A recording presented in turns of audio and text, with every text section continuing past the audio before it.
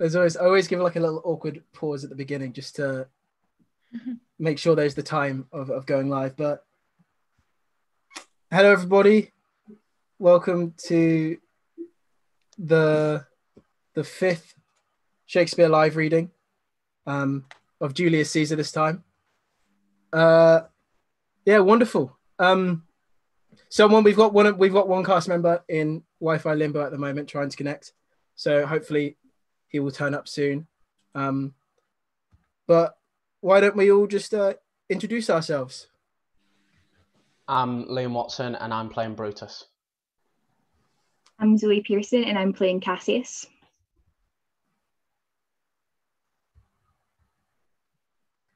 I'm Ethan Reid and I'm playing Julius Caesar. I'm Matt McGoldrick and I'm playing Mark Antony. I'm Luke Martin and I'm playing Casca and Messala. I'm Gunnarsson and I'm playing Octavius and Marullus. I'm Clara Doherty and I'm playing Flavius, Cinna and Claudius. I'm Rosa Lukacs and I'm playing Portia, First Citizen and Titanius. I'm Abbey Parton and I'm playing Calpurnia, Second Citizen and Pindarus.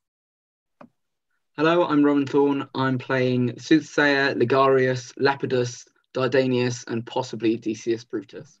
Amaru Reyes should be joining us playing Decius Brutus, Invaro and Volumnius. I'm Sam Peters. I'm playing Lucius, Cobbler and Papilius.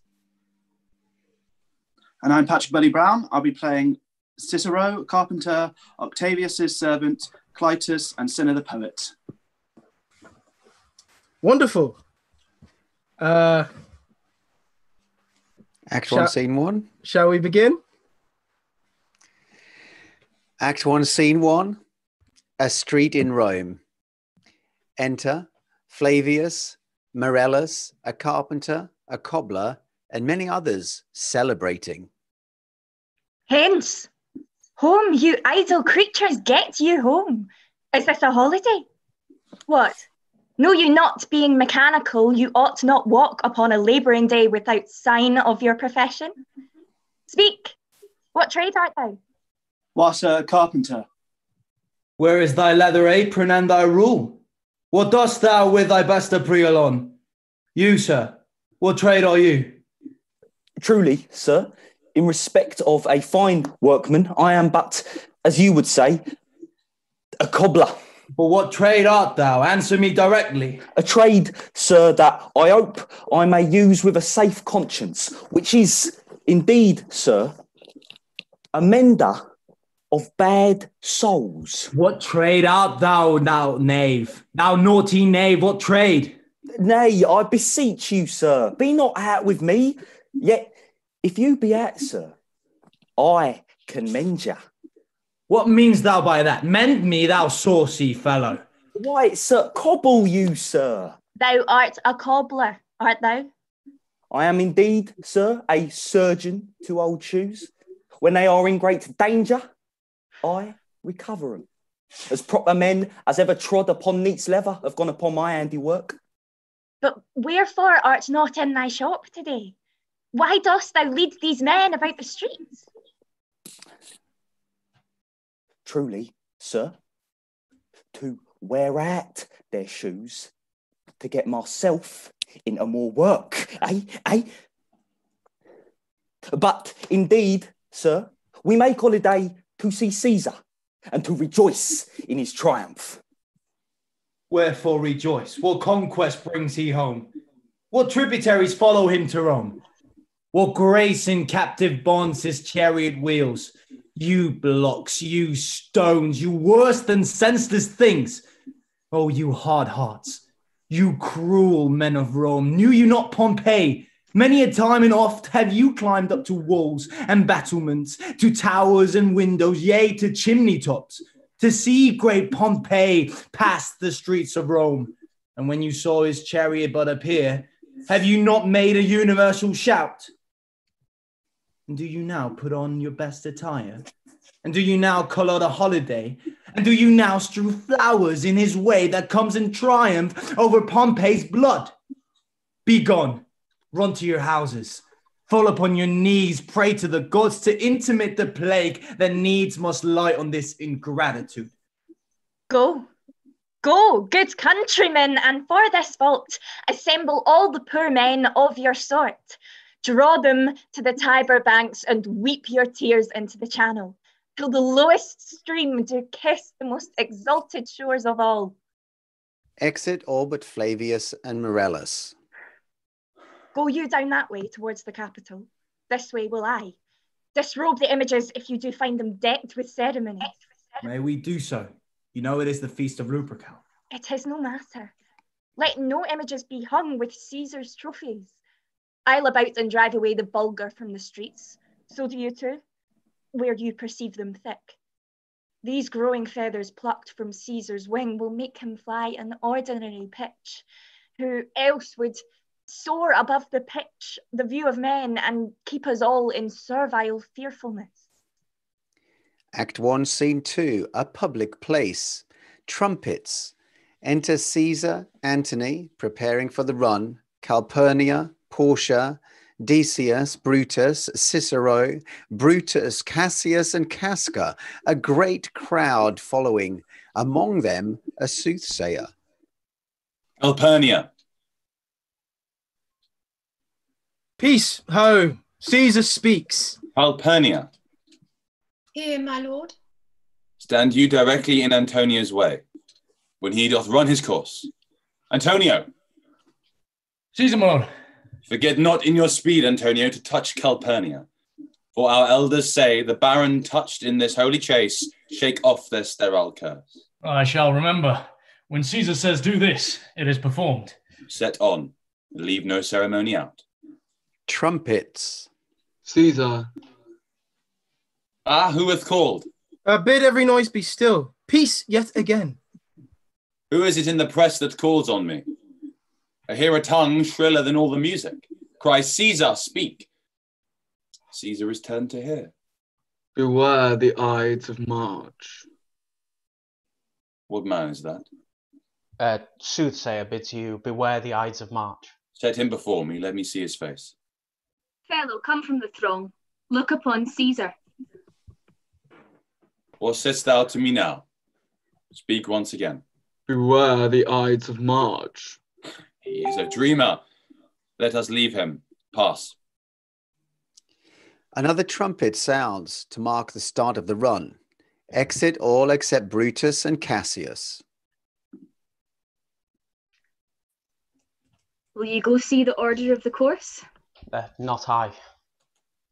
I pray you do. I'm not gamesome. I do lack some part of the quick spirit that is in Antony. Let me not hinder, Cassius, your desires. I'll leave you. Brutus, I do observe you now of late. I have not from your eyes that gentleness and show of love as I want to have. You bear too stubborn and too strange a hand over your friend that loves you. Cassius, be not deceived. If I have veiled my look, I turn the trouble of my countenance merely upon myself. Vexed I am of late with passions of some difference, conceptions only proper to myself, which give some soil perhaps to my behaviours. But let not therefore my good friends be grieved, among which number Cassius be one, nor construe any further my neglect than that poor Brutus with himself at war forgets the show of love to others' souls. Then, Brutus, I have much mistook your passion, by means whereof this breast of mine hath buried thoughts of great value, worthy cogitations. Tell me, good Brutus, can you see your face? No, Cassius, for the eye sees not itself, but by reflection, by some other things. 'Tis just, and it is very much lamented, Brutus, that you have no such mirrors as will turn your hidden worthiness into your eye, that might see your shadow. I have heard, where many of the best respect in Rome, except immortal Caesar, speaking of Brutus and groaning underneath this age's yoke, have wished that noble Brutus had his eyes. Into what dangers would you lead me, Cassius, that you would have me seek into myself for that which is not in me? Therefore, good Brutus, be prepared to hear. And since you know you cannot see yourself so well as by reflection, I, your glass, will modestly discover to yourself that of yourself which you know not of. A crowd of shouts is heard a way off. What means the shouting? I do fear the people choose Caesar for their king. Aye, do you fear it? Then must I think you would not have it so? I would not, Cassius, yet I love him well, but wherefore do you hold me here so long? What is it that you would impart to me? If it be aught toward the general good, set honour in one eye and death in the other, and I will look on both indifferently. For let the gods so speed me as I love the name of honour more than I fear death. I know that virtue to be in you, Brutus, as well as I do know your outward favour. Well, honour is the subject of my story. I cannot tell you what you and other men think of this life, but for my single self, I had as lief not to be as live to be in awe of such things as I myself. I was born free as Caesar. So were you. We both had fed as well, and we can both endure the winter's cold as well as he. And this man is now become a god, and Cassius, a wretched creature, must bend her body if Caesar carelessly but nod on her. He had a fever when he was in Spain, and when the fit was on him, I did mark how he did shake. 'Tis true, this god did shake. His covered lips from their colour fly did lose his lustre. I did hear him groan. Aye, and that tongue of his that bade the Romans mark him and write his speeches in their books. Alas, it cried, give me some drink, Titanius, as a sick girl. Ye gods, it doth amaze me a man of such a feeble temper should get the start of the majestic world and bear the palm alone. Another wave of shouts. Another general shout. I do believe that these applauses are for some new honours that are heaped on Caesar. Why, man, he doth bestride the narrow world like a colossus, and we, petty men, walk under his huge legs and peep about to find ourselves dishonourable graves. Men at some time are masters of their fates. The fault, dear Brutus, is not in our stars, but in ourselves, that we are the underlings. Brutus and Caesar. What should be in that Caesar? Why should that name be sounded more than yours? Write them together. Yours is as fair a name, sound them. It doth become the mouth as well. Weigh them, it is as heavy. Conjure with them. Brutus will start a spirit as soon as Caesar. Rome thou hast lost the breed of noble bloods. One went there by an age, since the great flood, but it was famed with more than one man. When could they say till now that talked of Rome that her wide walls encompass but one man? Now it is Rome indeed, and room enough when there is in it but only one man. Oh, you and I have heard our fathers. There was a Brutus once that would have brooked the eternal devil to keep his state in Rome as easily as a king. That you do love me, I am nothing jealous.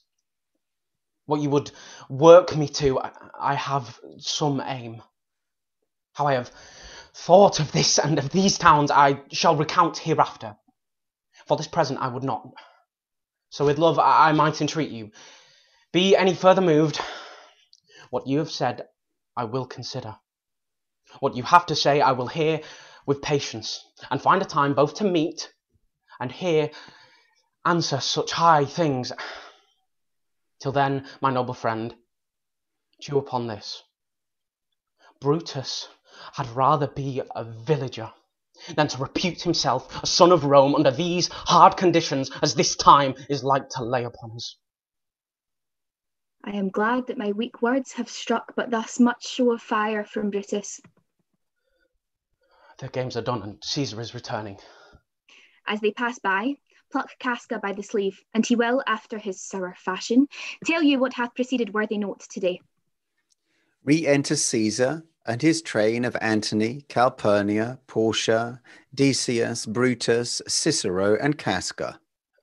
I will do so, but Look you, Cassius. The angry spot doth glow on Caesar's brow, and all the rest look like a chidden train. Calpurnia's cheek is pale, and Cicero looks with such ferret and such fiery eyes as we have seen him in the Capitol being crossed in conference by some senators. Casca will tell us what the matter is. Antonius. Caesar. Let me have men about me that are fat, sleek-headed men, and such as sleep o' nights. Yon Cassius has a lean and hungry look. She thinks too much. Such women are dangerous. Oh, fear her not, Caesar. She's not dangerous. She's a noble Roman and well given. Would she were fatter, but I fear her not. Yet if my name were liable to fear, I do not know the one I should avoid so soon as that spare Cassius. She reads much. She's a great observer, and she looks quite through the deeds of men. She loves no plays, as dost thou, Antony. She hears no music. Seldom she smiles, and smiles in such a sort as if she mocked herself and scorned her spirit that could be moved to smile at anything. Such ones as she be never at heart's ease, whilst they behold a greater than themselves, and therefore are they very dangerous. I rather tell thee what is to be feared than what I fear, for always I am Caesar. Come on my right hand, for this ear is deaf, and tell me truly what thou thinkst of her. Exit Caesar and all his train, leaving only Brutus, Cassius, and Casca. You pulled me by my shirt? What, would you speak with me? Aye, Casca, tell us what hath chanced today, that Caesar looks so sad. Why, there was a crown offered him, and being offered him, he put it by with the back of his hand thus, and then the people fell a-shouting. What was the second noise for? Why, for that too. They shouted thrice. What was the last cry for? Why, for that too. Was the crown offered him thrice? Aye, marry, was.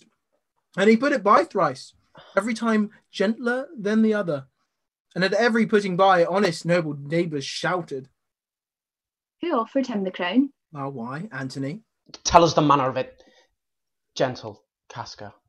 Well, I can be as well be hanged as tell the manner of it. It was mere foolery. I did not mark it. I saw Mark Antony offer him a crown, yet 'twas not a crown neither. 'Twas one of these coronets. And as I told you, he put it by once, but for all that, to my thinking, he fain would have had it. Then he offered him again, then he put it by again, but to my thinking, he was very loath to lay his fingers off it. And then he offered it a third time. He put it the third time by, and still as he refused it, the rabblement hooted and clapped their chapped hands and threw up their sweaty nightcaps and uttered such a deal of stinking breath because Caesar refused the crown that it almost choked Caesar, for he swooned and fell down at it. And for my own part, I durst not laugh for fearing of opening my lips and receiving the bad air. But soft, I pray you, why did Caesar swoon? He fell down in the marketplace and foamed at the mouth and was speechless. 'Tis very like he hath the falling sickness. No, Caesar hath it not, but you and I, and honest Casca, we have the falling sickness. I don't know what you mean by that, but I am sure Caesar fell down. What said he when he came unto himself? Marry, before he fell down, when he perceived the common herd was glad he refused the crown, he plucked me ope his doublet and offered them his throat to cut. And I had been a man of any occupation, if I would not have taken him at his word. And I would I might go to hell among the rogues. And so he fell. When he came to himself again, he said, if he had done or said anything amiss, he desired their worships to think it was his infirmity. 3 or 4 wenches where I stood cried, alas, good soul, and forgave him with all their hearts. But there's no heed to be taken of them. If Caesar had stabbed their mothers, they would have done no less. And after that he came thus sad away? Aye. Did Cicero say anything? Aye, he spoke Greek. To what effect? Nay, and I tell you that I'll never look on your face again. But those that understood him smiled at one another and shook their heads. But for my own part, it was Greek to me. I could tell you more news too. Marullus and Flavius, for pulling scarfs of Caesar images, are put to silence. Fare you well, There was more foolery yet, if I could remember it. Will you sup with me tonight, Casca? No, I am promised forth. Will you dine with me tomorrow? Aye, if I be alive, and your mind hold, and your dinner worth the eating. Good. I will expect you. Do so. Farewell, both. Casca exits. What a blunt fellow is this grown to be. He was quick metal when we went to school. So is he now, in execution of any bold or noble enterprise. However, he puts on this tardy form. This rudeness is a sauce to his good wit, which gives men stomach to digest his words with better appetite. And so it is. For this time I will leave you. Tomorrow, if you please to speak with me, I will come home to you, or if you will, come home to me, and I'll wait for you. I will do so. Till then, think of the world. Brutus exits. Well, Brutus, thou art noble. Yet I see that honourable metal may be wrought from that it is disposed. Therefore it is meet that noble minds keep ever with their likes, for who so firm that cannot be seduced? Caesar doth bear me hard, but he loves Brutus. If I were Brutus now and he were Cassius, he should not humour me. I will this night in several hands in at his windows throw, as if they came from several citizens, writings all tending to the great opinion that Rome holds of his name, wherein obscurely Caesar's ambition shall be glanced at. And after this, let Caesar seat him sure, for we will shake him, or worse days endure. Act 1, Scene 3.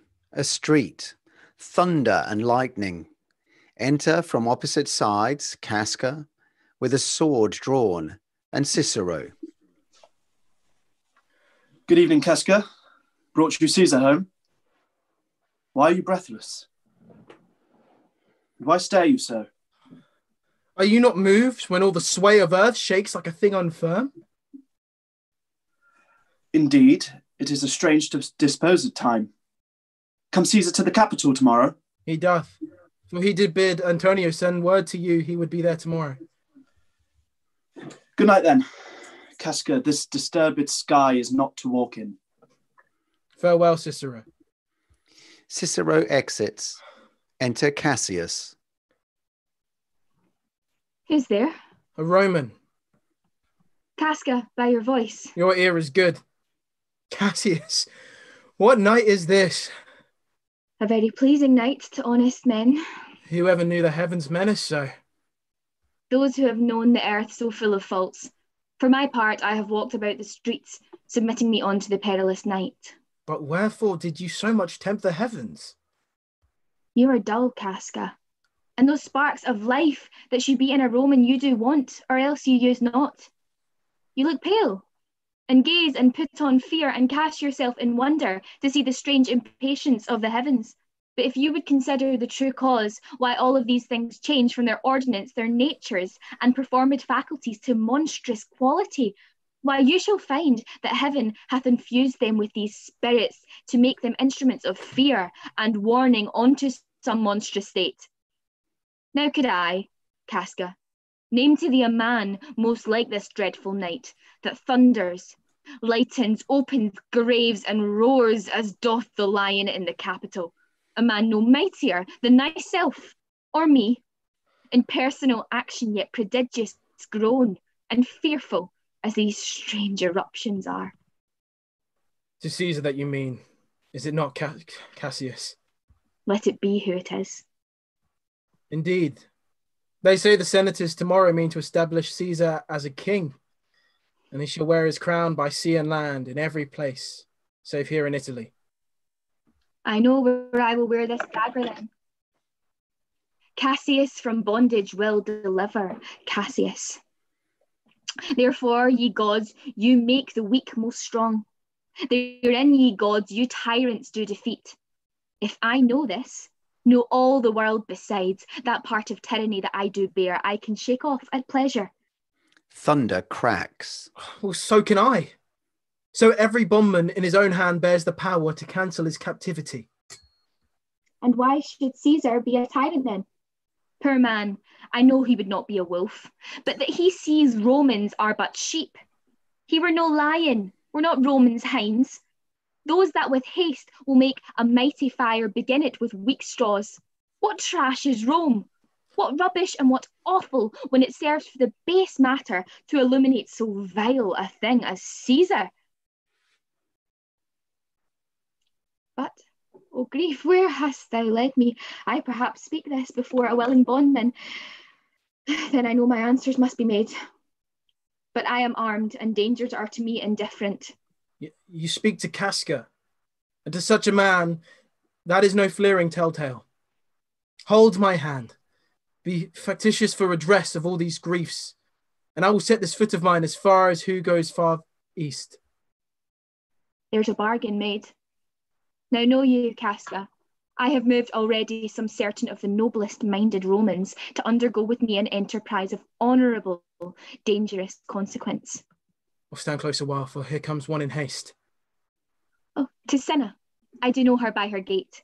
She is a friend. Enter Cinna. Cinna, where haste you so? To find out you. Who's that? It is Casca, one incorporate to our attempts. Am I not stayed for, Cinna? I'm glad on't. What a fearful night is this. There's 2 or 3 of us that have seen strange sights. Am I not stayed for? Tell me. Yes, you are. Oh, Cassius, if you could but win the noble Brutus at our party. Be you content? Good Cinna, take this paper and lay you in the praetor's chair where Brutus may but find it, and throw this up at his window. Set this up with wax upon old Brutus's statue. All this done, repair to Pompey's porch, where you shall find us. Is Decius Brutus there? All but Decius Brutus, and he's gone to seek you at your house. Well, I will hie, and so bestow these papers as you bade me. That done, repair to Pompey's theatre. Cinna exits. Come, Casca. You and I will yet ere day see Brutus at his house. 3 parts of him is ours already, and the man entire upon our next encounter yields him ours. Oh, he sits high in all the people's hearts, and that which would appear offence in us, his countenance, like rich alchemy, will change to virtue and to worthiness. Him and his worth, and our great need of him. You have right well conceited. Let us go, for it is after midnight, and ere day we will awake him and be sure of him. Act 2, Scene 1, Brutus' garden. Enter Brutus. What, Lucius, ho?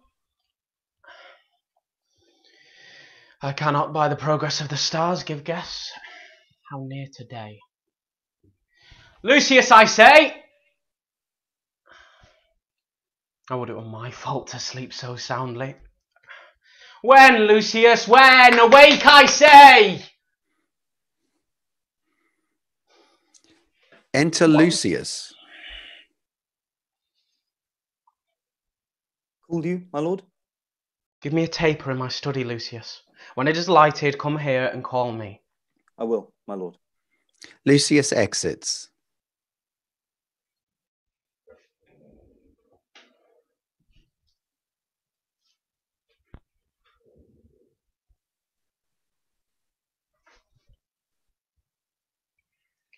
It must be by his death. And for my part, I know no personal cause to spurn at him, but for the general. He would be crowned. How that might change his nature, there's the question. It is the bright day that brings forth the adder and that craves weary walking. Crown him with that, and then I grant we put a sting in him, that at his will he may do danger with.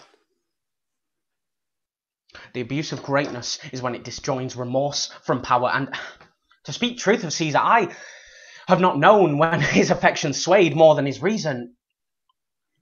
But 'tis a common proof that lowliness is young ambition's ladder, whereto the climber upward turns his face, but when he once attains the utmost round, he then unto the ladder turns his back, looks in the clouds, scorning his base degrees by which he did ascend.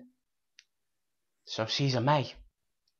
Then, lest he may prevent. And since the quarrel will bear no colour for the thing he is, fashion it thus. That what he is augmented would run to these and these extremities, and therefore think him as a serpent's egg, which hatched would as his kind grow mischievous and kill him in the shell. Re-enter Lucius. The taper burneth in your closet, sir. Searching the window for a flint, I found this paper, thus sealed up, and I'm sure it did not lie there when I went to bed. Lucius gives Brutus a letter. Get you to bed again. It is not day yet. Is not tomorrow, boy, the 1st of March? I know not, sir. Look in the calendar and bring me word. I will, sir. Lucius exits. The exhalations whizzing in the air give so much light that I might read by them. Brutus opens the letter and reads. Brutus, thou sleepest. Awake and see thyself. Shall Rome, etc. speak, strike, redress? Brutus, thou sleepest, awake. Such instigations have been often dropped where I have took them up. Shall Rome, etc. Thus must I piece it out. Shall Rome stand under one man's awe?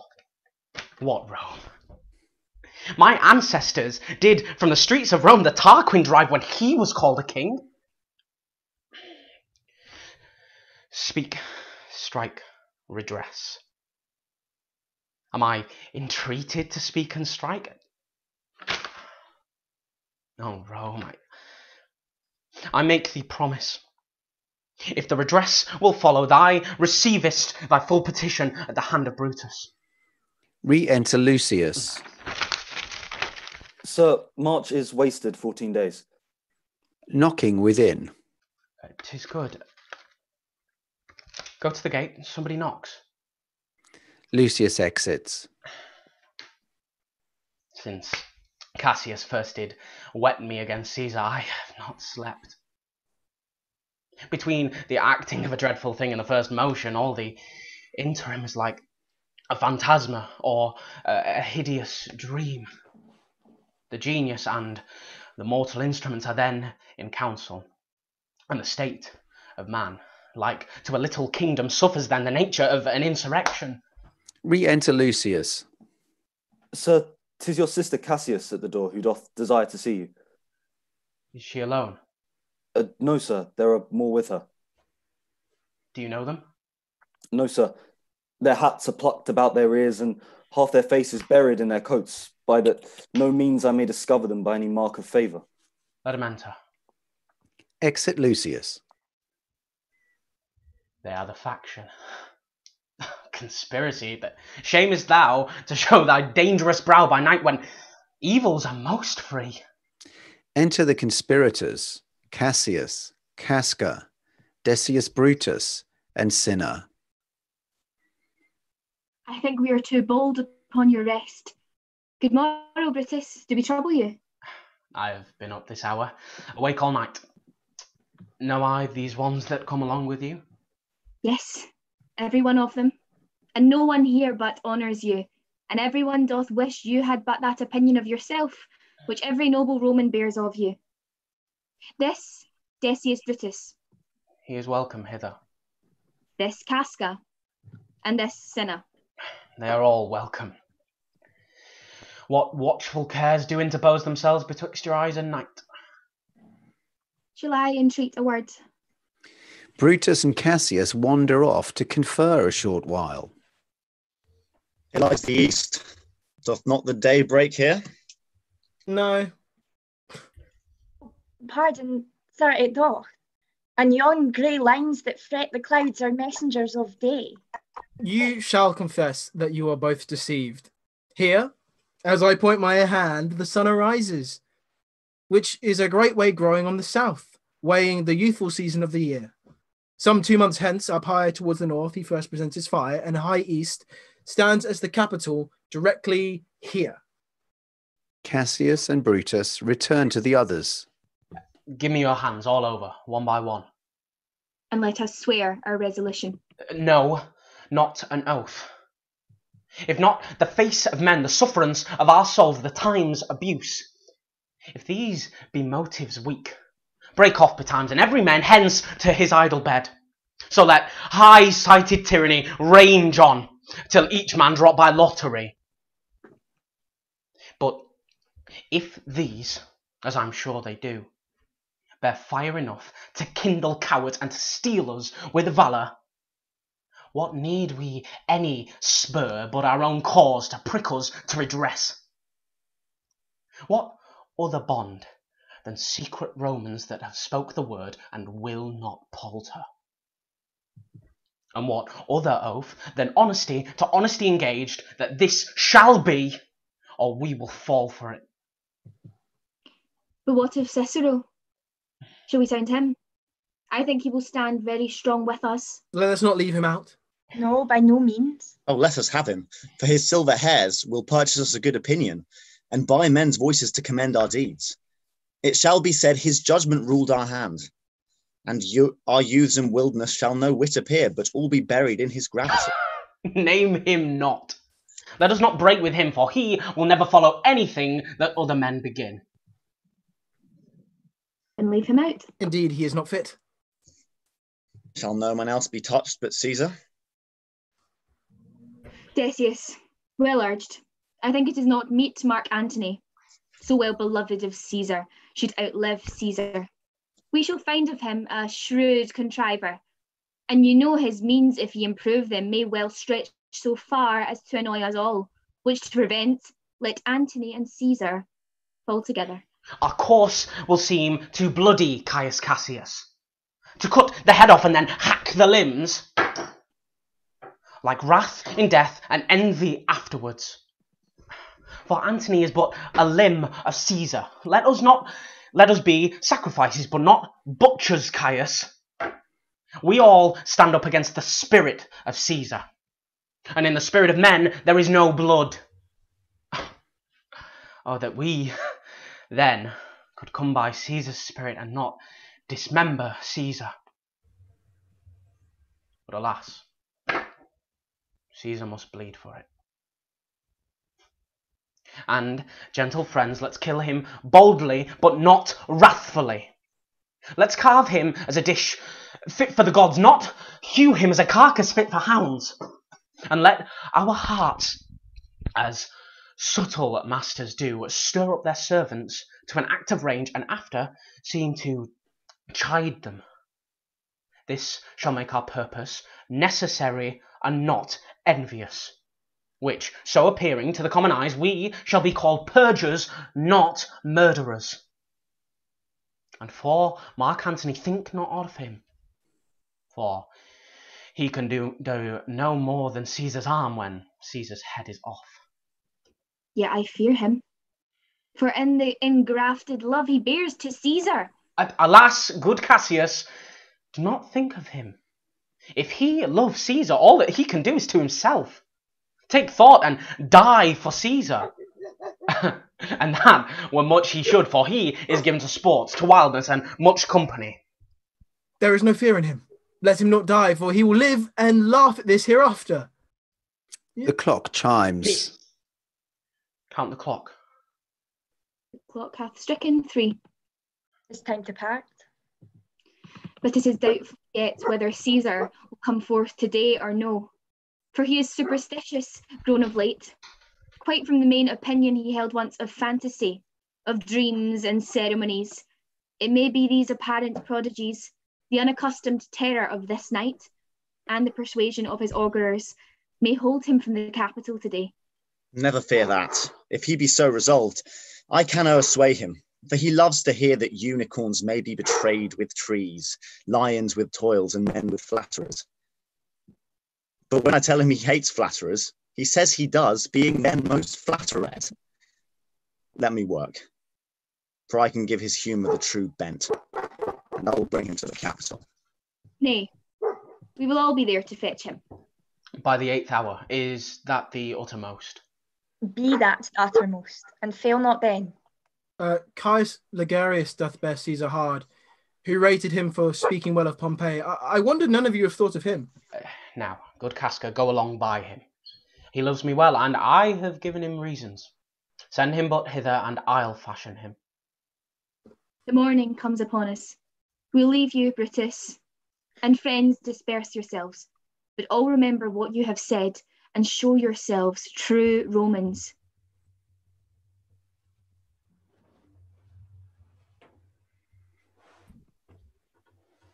Good noble ones, look, fresh and merrily, let not our looks put on our purposes, but bear it as our Roman actors do, with untired spirits and formal constancy.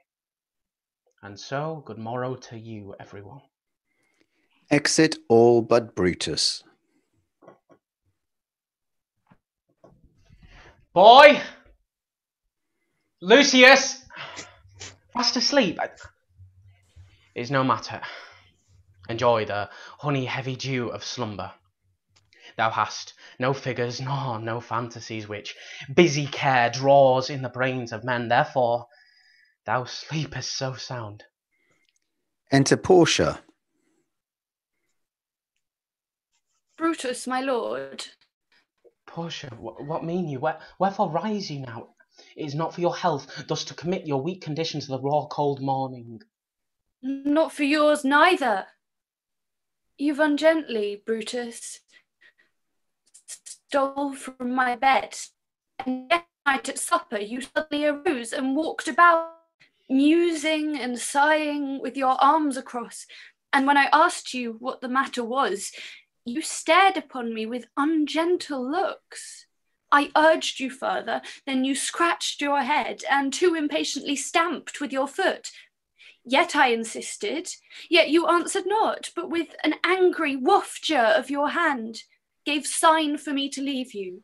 So I did, fearing to strengthen that impatience which seemed too much enkindled, and withal hoping it was but an effect of humour, which sometime hath his hour with every man. It will not let you eat, nor talk, nor sleep, and could it work so much upon your shape, as it hath much prevailed on your condition, I should not know you, Brutus. Dear my lord, make me acquainted with your cause of grief. I am not well in health, and that is all. Brutus is wise, and were he not in health, he would embrace the means to come by it. Why, so I do. Good Portia, go to bed. Is Brutus sick? And is it physical to walk unbraced and suck up the humours of the dank morning? What, is Brutus sick? And will he steal out of his wholesome bed to dare the vile contagion of the night, and tempt the roomy and unpurged air to add unto his sickness? No, my Brutus, you have some sick offence within your mind, which by the right and virtue of my place I ought to know of. And upon my knees, I charm you by my once commended beauty, by all your vows of love, and that great vow which did incorporate and make us one, that you unfold to me yourself, your half, why you are so heavy, and what men tonight have had to resort to you, for there have been some 5 or 6 who did hide their faces even from darkness. Kneel not, gentle Portia. I should not need if you were gentle, Brutus. Within the bond of marriage, tell me, Brutus, is it accepted I should know no secrets that appertain to you? Am I yourself, but as it were in sort or limitation, to keep with you at meals, comfort your bed, and talk to you sometimes? Dwell I but in the suburbs of your good pleasure? If it be no more, Portia is Brutus' harlot, not his wife. You are my true and honourable wife. as dear to me as the ruddy drops that visit my sad heart. If this were true, then should I know this secret? I grant I am a woman, but withal a woman that Lord Brutus took to wife. I grant I am a woman, but withal a woman well reputed, Cato's daughter. Think you I am no stronger than my sex, being so fathered and so husbanded? To tell me your counsels, I will not disclose them. I have made strong proof of my constancy, giving thyself a voluntary wound here in the thigh.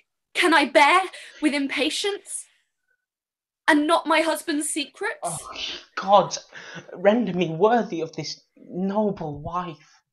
Knocking within. Hark, one knocks. Portia, go in a while, and by thy bosom shall partake the secrets of my heart. Portia exits.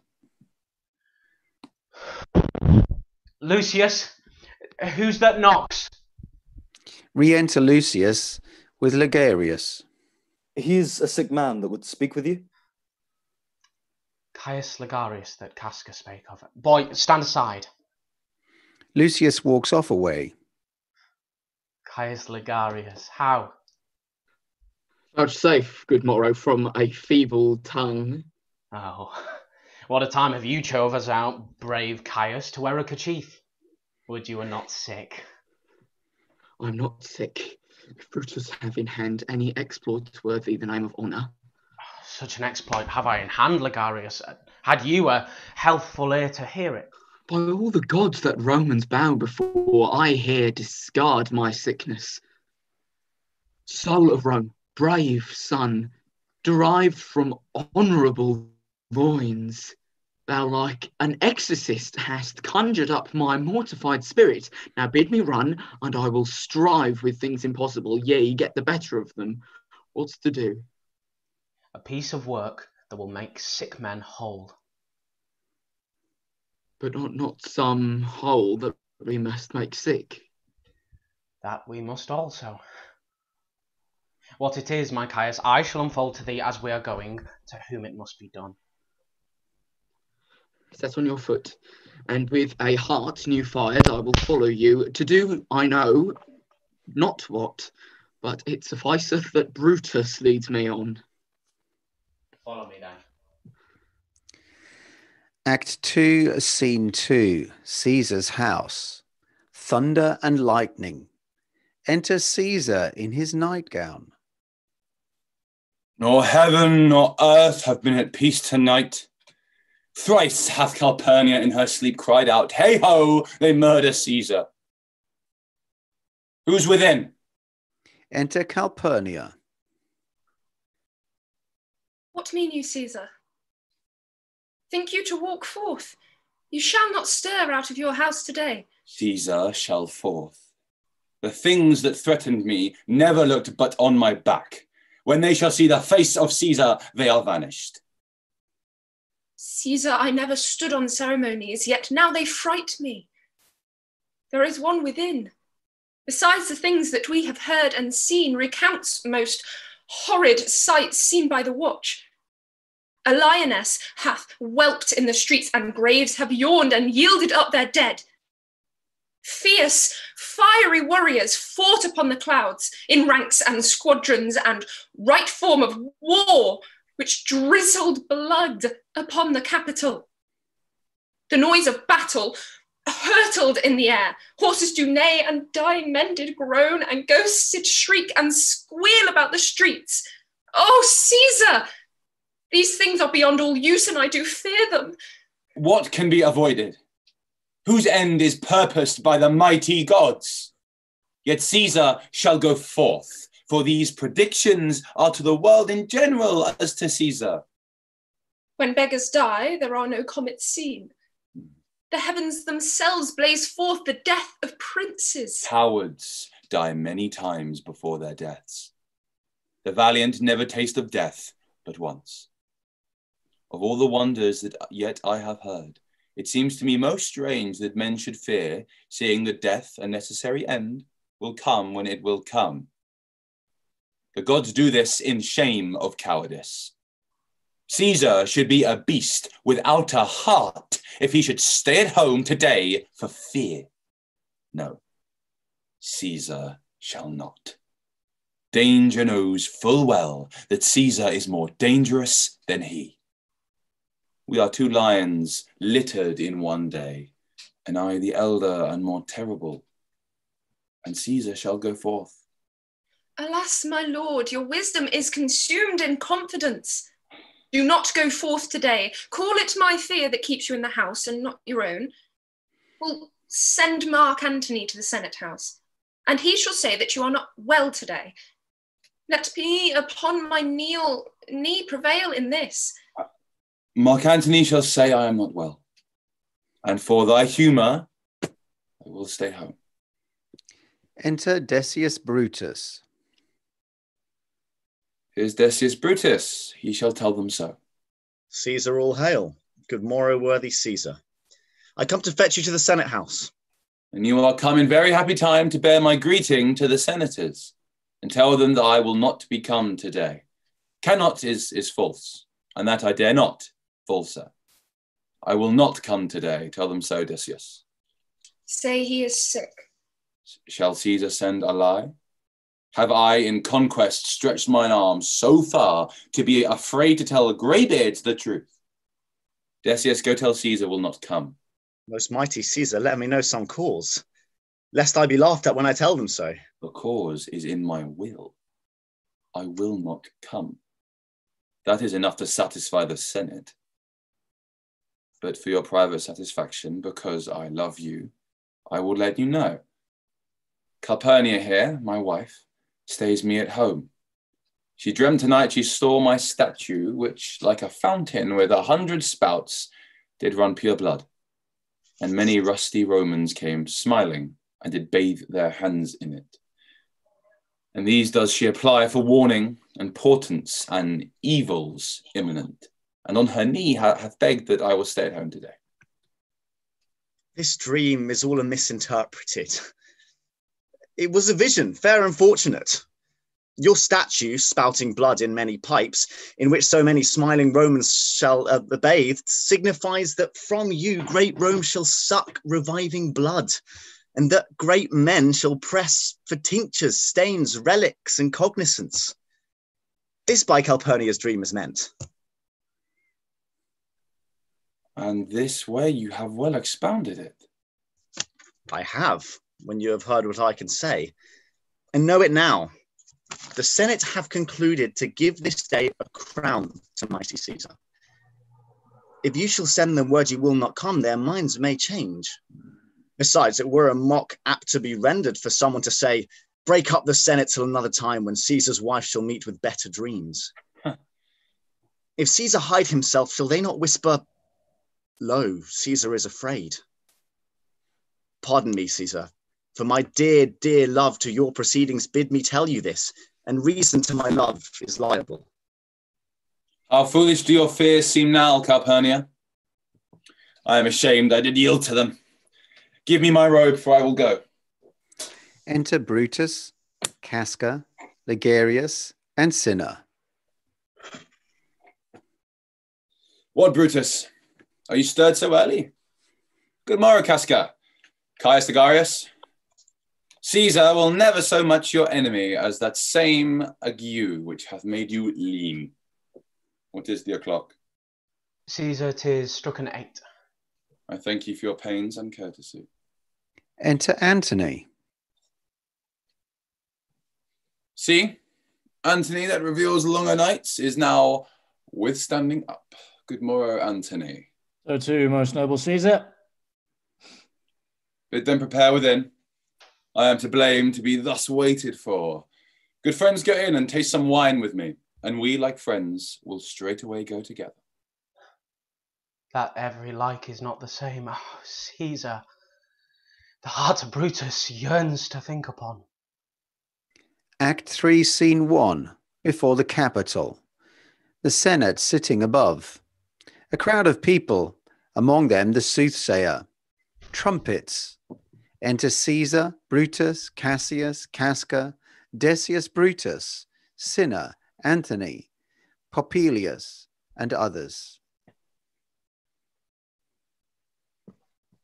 The Ides of March are come.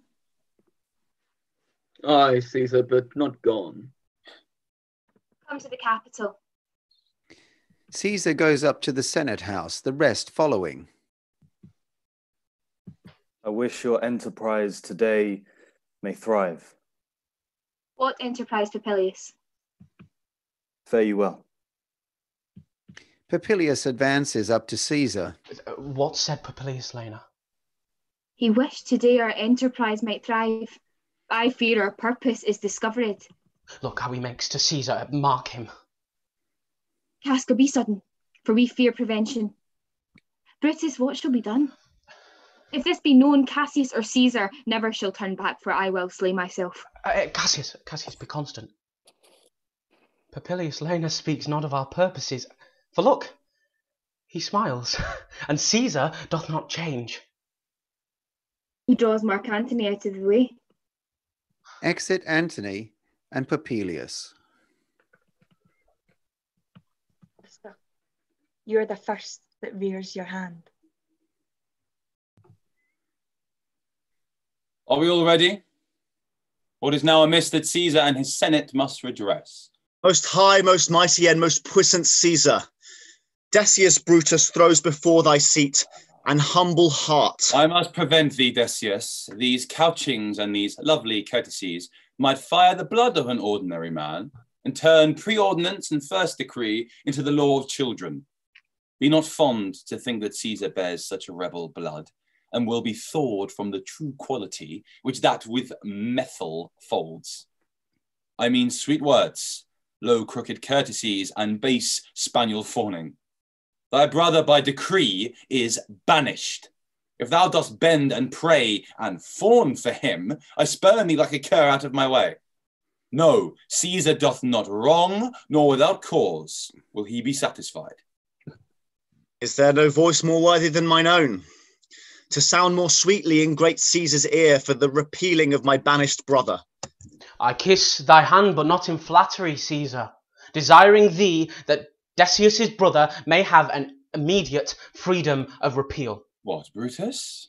Pardon, Caesar. Caesar, pardon. As low as to thy foot doth Cassius fall, to beg enfranchisement for this same Brutus.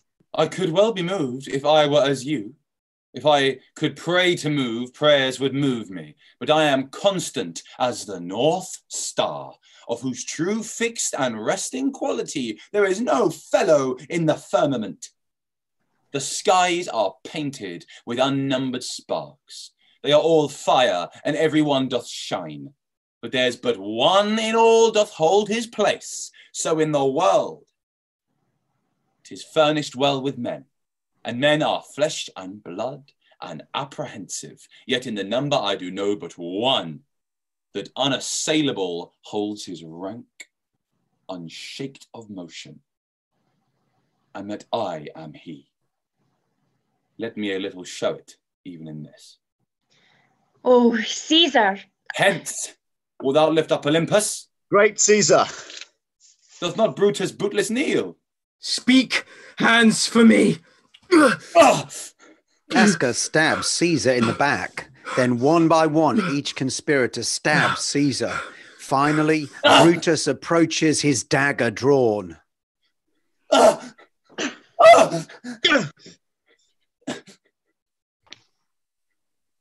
Et tu, Brute?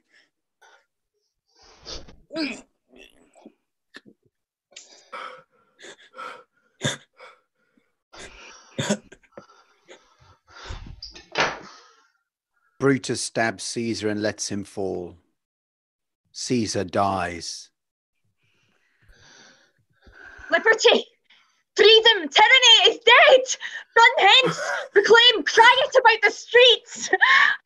Come to the common pulpits and cry out liberty, freedom, and enfranchisement. People and senators, be not affrighted. Why not stand stiff? Ambition's debt is paid. Go to the pulpit, Brutus! And Cassius too. Re-enter Popilius. Where is Antony? Fled to his house amazed. Men, wives, and children stare, cry out, and run as it were doomsday. Popilius sees the body of Caesar and runs out. Fate, we will know your pleasures, that we shall die we know. 'Tis but the time and drawing days out that men stand upon. Why, he that cuts off 20 years of life cuts off so many years of fearing death. Grant that, and then is death a benefit. So are we Caesar's friends that have abridged his time of fearing death. Stoop, Romans, stoop, and let us bathe our hands in Caesar's blood up to the elbows. And besmear our swords, that we walk forth even to the marketplace, and waving our red weapons over our heads, let's all cry, peace, freedom, and liberty. Stoop then and wash. How many ages hence shall this our lofty scene be acted over in states unborn and accents yet unknown? How many times shall Caesar bleed in sport, that now on Pompey's basis lies along no worthier than the dust? So oft that shall be. So often shall the not of us be called the men that gave their country liberty. What shall we forth? Aye, every man away. Brutus shall lead, and we will grace his heels with the most boldest and best hearts of Rome. But here comes Antony. Re-enter Antony. Welcome, Mark Antony. O mighty Caesar, dost thou lie so low? Are all thy conquests, glories, triumphs, spoils shrunk to this little measure? Fare thee well. I know not, gentlemen, what you intend. Who else must be let blood? Who else is rank? If I myself, there is no hour so fit as Caesar's death's hour, nor no instrument of half that worth as those your swords, made rich with the most noble blood of all this world. I do beseech ye, if you bear me hard now, whilst your purpled hands do reek and smoke, fulfill your pleasure. Live 1,000 years, I shall not find myself so apt to die.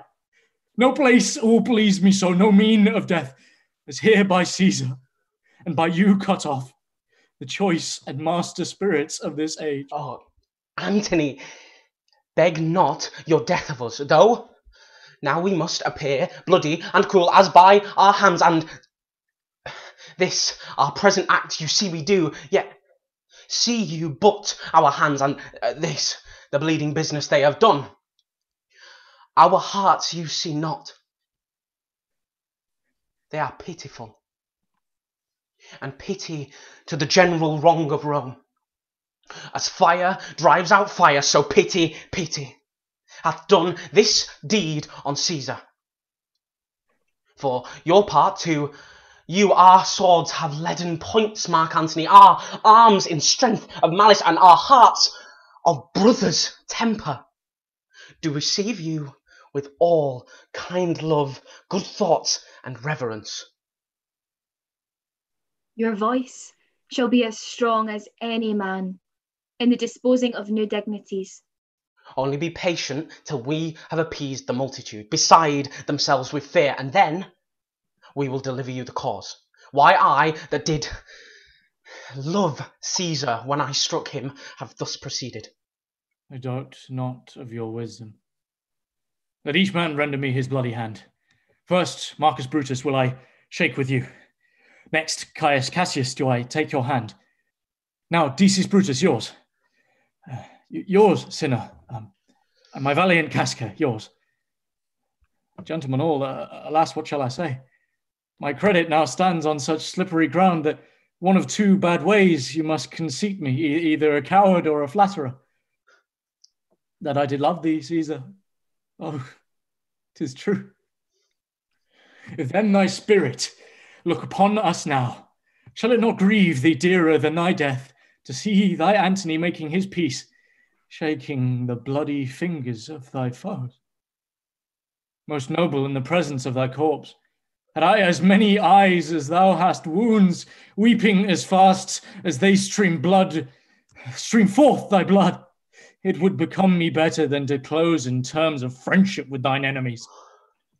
Pardon me, Julius, that here was thou bade, brave heart. Here didst thou fall, and here thy hunter stand, signed in thy spoil, and crimsoned in thy lethe. O world, thou was the forest to this heart, and this indeed, O world, the heart of thee. How like a deer, strucken by many princes, dost thou lie here. Mark Antony. Oh, pardon me, Caius Cassius. The enemies of Caesar shall say this, and in a friend it is cold modesty. I blame you not for praising Caesar so, but what compact mean you to have with us? Will you be pricked in number of our friends, or shall we on and not depend on you? Therefore I took your hands, but was indeed swayed from the point by looking down on Caesar. Friends, am I with you all, and love you all, upon this hope that you shall give me reasons why and wherein Caesar was dangerous. Or else this were a savage spectacle. Our reasons are so full of good regard that were you, Antony, the son of Caesar, you should be satisfied. Well, that's all I seek. I am moreover suitor that I may produce his body in the marketplace and in the pulpit, as becomes a friend, speak in the order of his funeral. You shall, Mark Antony. Brutus, a word with you. Cassius pulls Brutus aside. You know not what you do. Do not consent that Antony speak in his funeral. Know you how much the people may be moved by which he will utter? By your pardon, I will myself into the pulpit first, and show the reason of our Caesar's death. What Antony shall speak, I will protest he speaks by leave and by permission. And that we are contented Caesar shall have all true rites and lawful ceremonies. It shall advantage us more than do us wrong. I know not what may fall. I like it not. Brutus turns back to Antony. Mark Antony, here, take you Caesar's body. You shall not, in your funeral speech, blame us, but speak all good you can devise of Caesar, and say you do it by our permission. Else shall you not have any hand at all in this funeral. And you shall speak in the same pulpit whereto I am going after my speech is ended. Be it so. I do desire no more.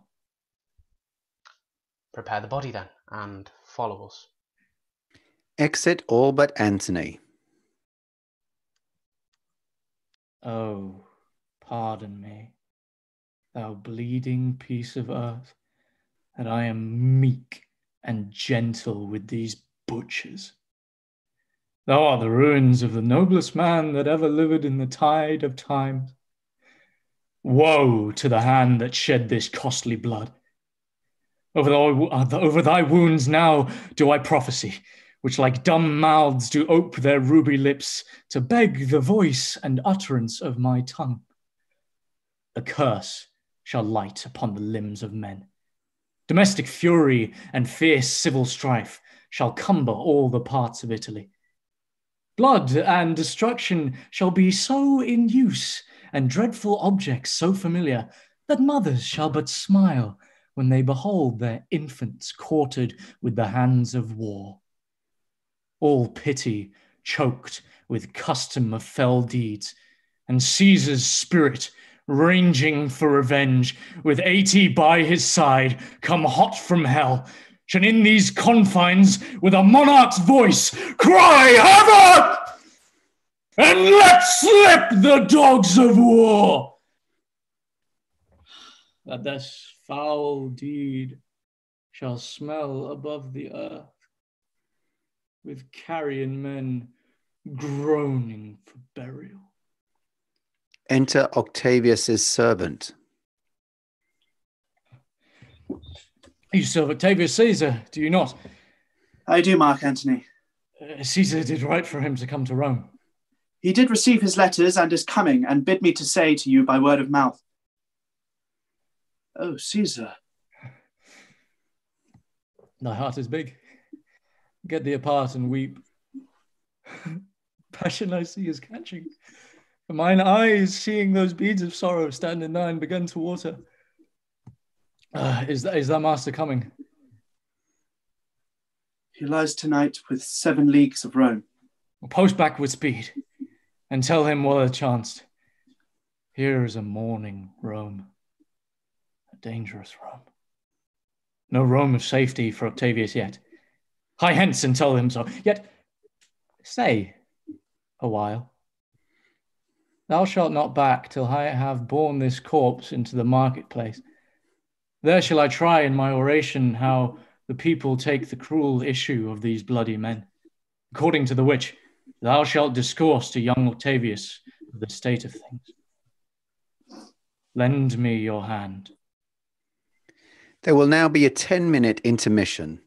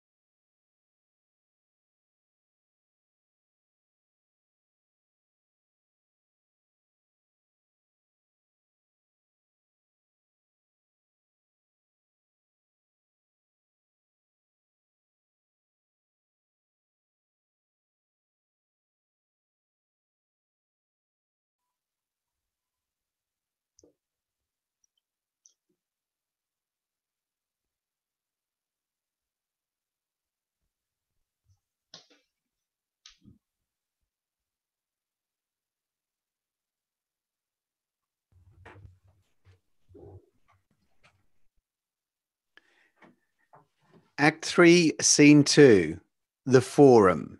Enter Brutus and Cassius and a throng of citizens, including first and second citizen.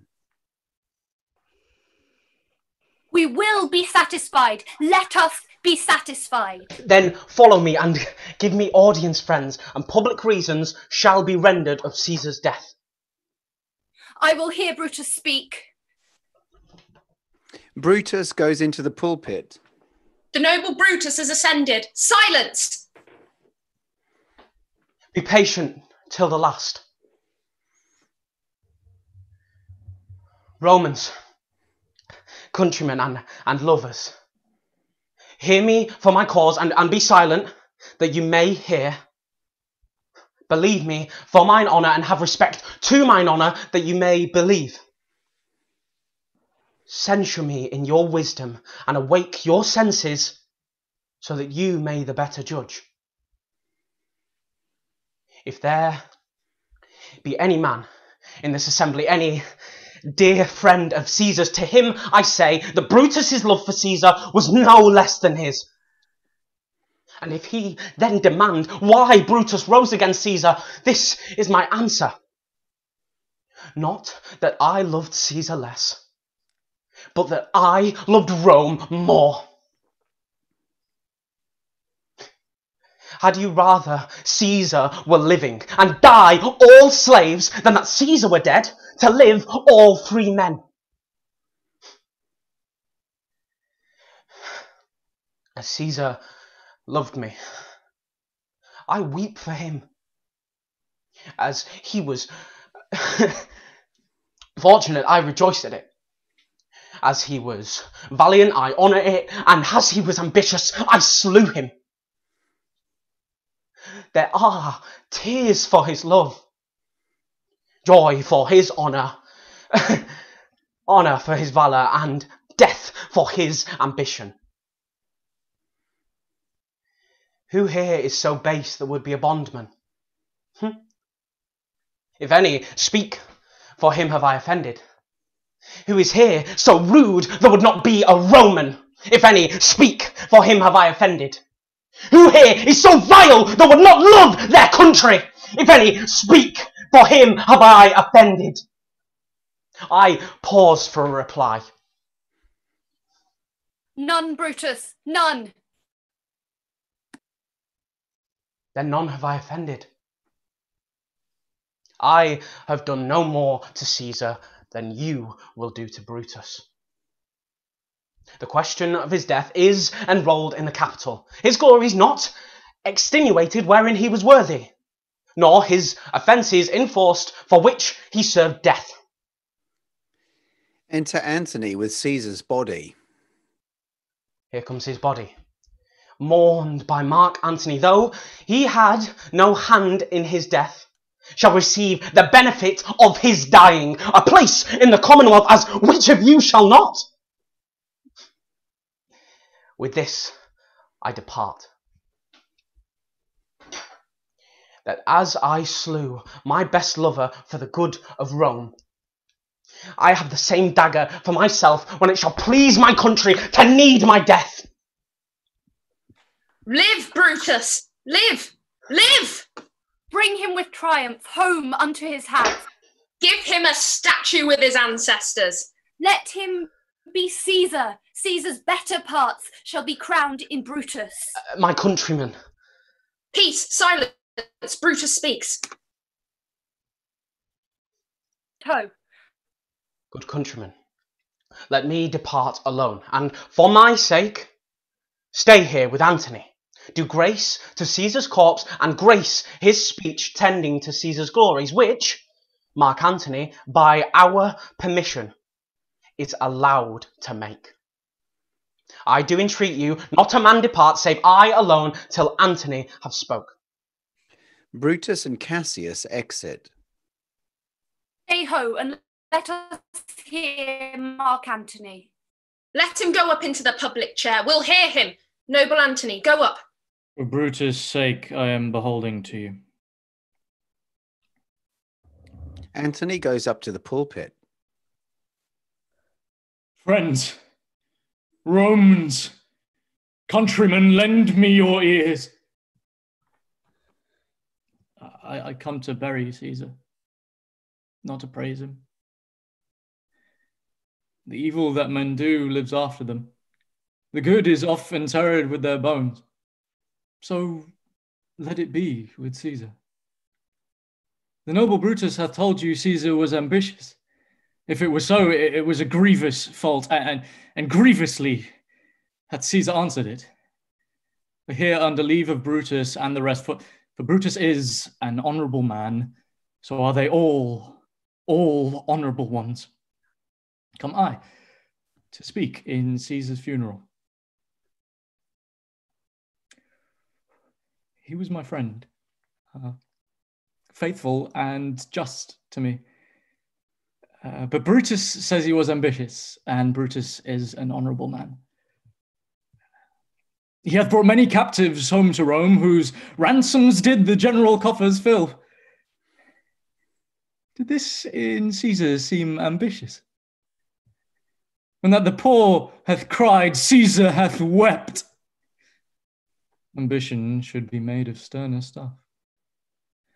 Yet Brutus says he was ambitious, and Brutus is an honourable man. You all did see that on the Lupercal I thrice presented him a kingly crown, which he did thrice refuse.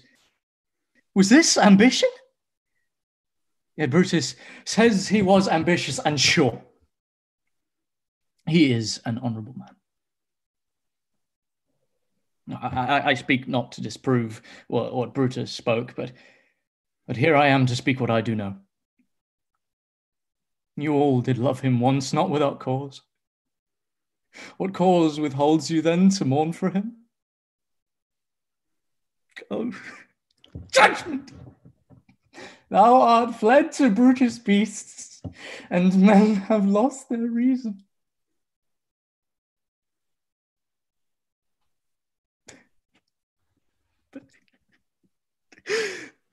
Bear with me. My heart is in the coffin with Caesar, and I must pause till it come back to me. Thinks there is much reason in his sayings. If thou consider rightly of the matter, Caesar has had great wrong. Mark ye his words. He would not take the crown, therefore 'tis certain he was not ambitious. Poor soul, his eyes are red as fire with weeping. There is not a nobler man in Rome than Antony.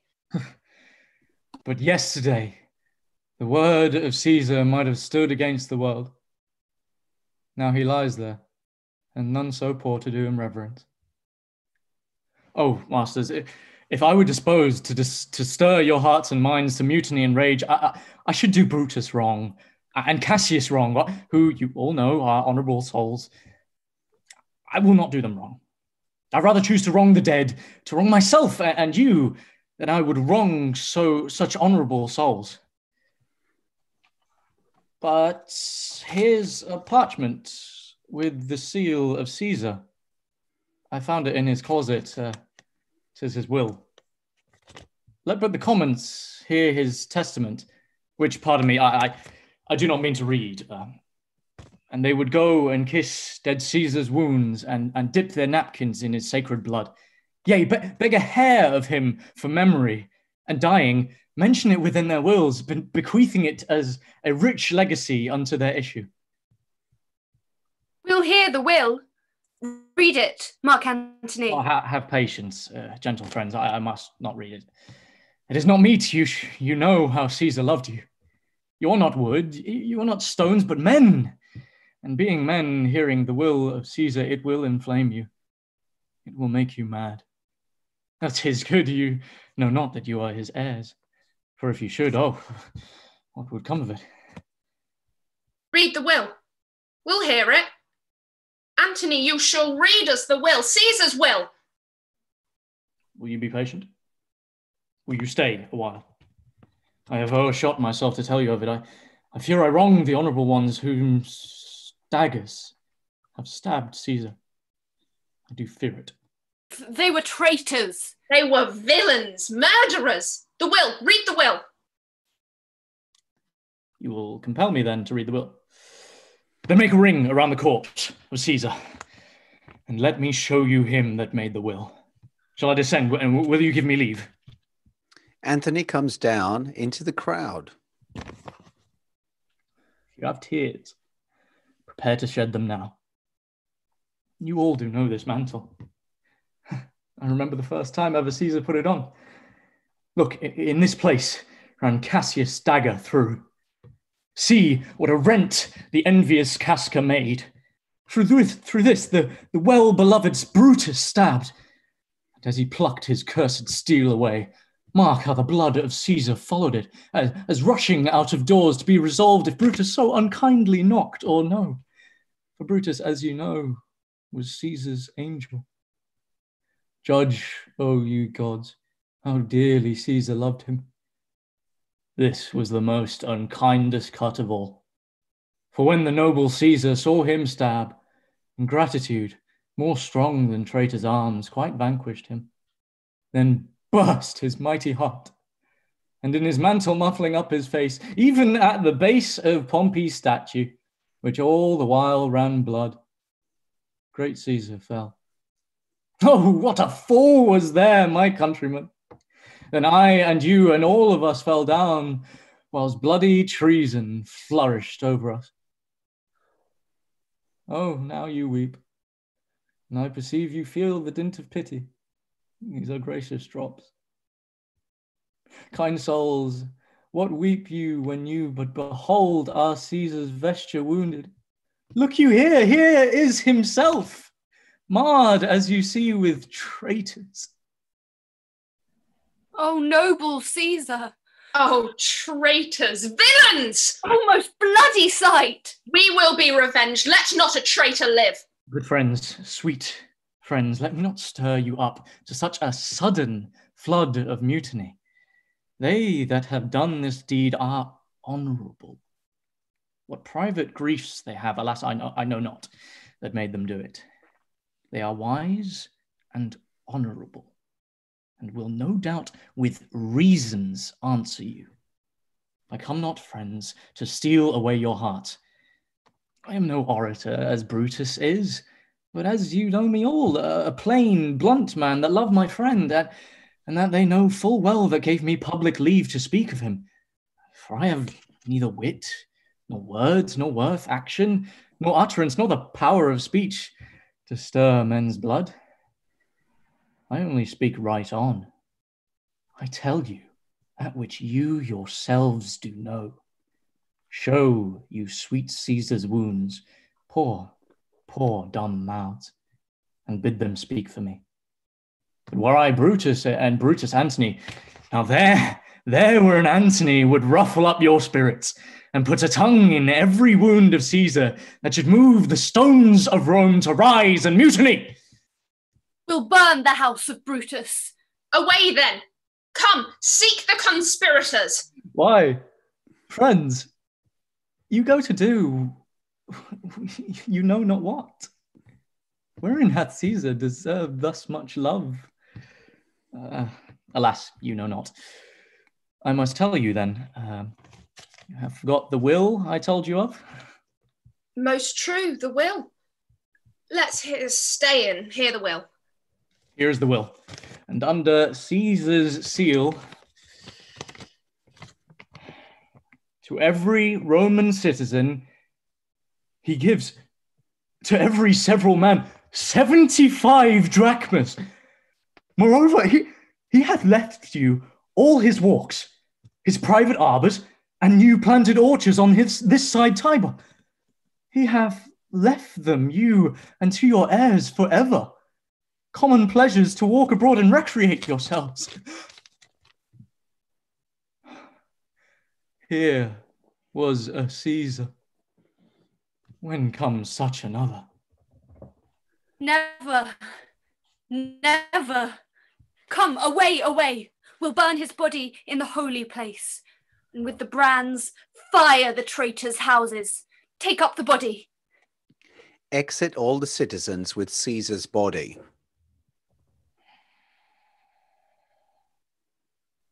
Now let it work. Mischief thou art afoot. Take thou what course thou wilt. Enter Octavius' servant. How now, fellow? Sir, Octavius has already come to Rome. Where is he? He and Lepidus are at Caesar's house. And thither will I straight to visit him. He comes upon a wish. Fortune is merry, and in this mood will give us anything. I heard him say Brutus and Cassius are rid like madmen through the gates of Rome.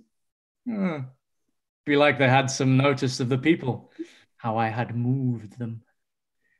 Bring me to Octavius. Act 3, Scene 3, a street. Enter Cinna the poet.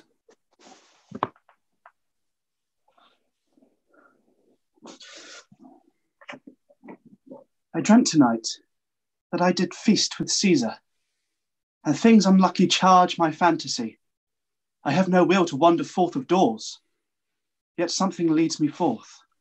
Enter citizens, including first and second citizen. What is your name? Whither are you going? What is my name? Whither am I going? Directly I'm going to Caesar's funeral. As a friend or an enemy?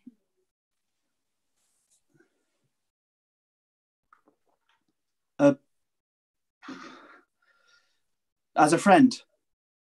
That matter is answered directly. Your name, sir, truly? Truly, my name is Cinna. Tear him to pieces. He's a conspirator.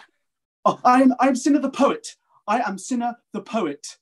Tear him for his bad verses. Tear him for his bad verses. I am not Cinna the conspirator. It is no matter. His name's Cinna. Pluck but his name out of his heart and turn him going. Tear him. Tear him. Come, brands, ho! Firebrands to Brutus's, to Cassius's, burn all. Some to Decius's house, and some to Casca's house, some to Ligarius's. Away, go! The citizens riot off, dragging Cinna the poet with them. Act 4, Scene 1, Octavius' house. Antony, Octavius, and Lepidus are seated at the table. These many then shall die. Their names are pricked. Your brother too must die. Consent you, Lepidus. I do consent. Prick him down, Antony. Upon condition that Publius shall not live, who is your sister's son, Mark Antony. He shall not live. Look, with a spot, I damn him. But Lepidus, go you to Caesar's house. Fetch the will hither, and we shall determine how to cut off some charge and legacies. What, shall I find you here? Or here, or at the Capitol. Lepidus exits. This is a slight, unmeritable man, meet to be sent on errands. Is it fit, the threefold world divided, he should stand one of the three to share it? So you thought him, and took his boys who should be prickled to die, in our black sentence and prescription. Octavius, I have seen more days than you, and though we lay these honours on this man to ease ourselves of diverse slanderous loads, he shall but bear them as the ass bears gold, to groan and sweat under the business, either led or driven, as we point the way. And having brought our treasure where we will, then take we down his load and turn him off, like to the empty ass, to shake his ears and graze in the commons. You may do your will, but he's a tried and valiant soldier. So is my horse, Octavius. And for that I do appoint him some store of provender. It is a creature that I teach to fight, to whine, to stop, and to run directly on. His corporeal motion governed by my spirit. And in some taste, is Lepidus but so. He must be taught and trained and bid go forth. And now, Octavius, listen great things. Brutus and Cassius are levying powers. We must make straight head. Therefore, let our alliance be combined, our best friends made, our means stretched, and let us presently go sit in council. How covert matters may be best disclosed, and open peril's surest answered. Let us do so, for we are at the stake, embayed about with many enemies. And some that smile have in their hearts, I fear, millions of mischiefs. Act 4, Scene 2. A camp near Sardius, in Brutus's tent. Enter Brutus preparing for battle. Enter Cassius. Most noble brother, you have done me wrong. Judge me, you gods. Do I wrong mine enemies? Oh, if not so, how should I wrong a sister? That you have wronged me doth appear in this. You have condemned and noticed Lucius Pella for taking brides here off the sergeants, wherein my letters preying on his side because I knew the man was slighted off.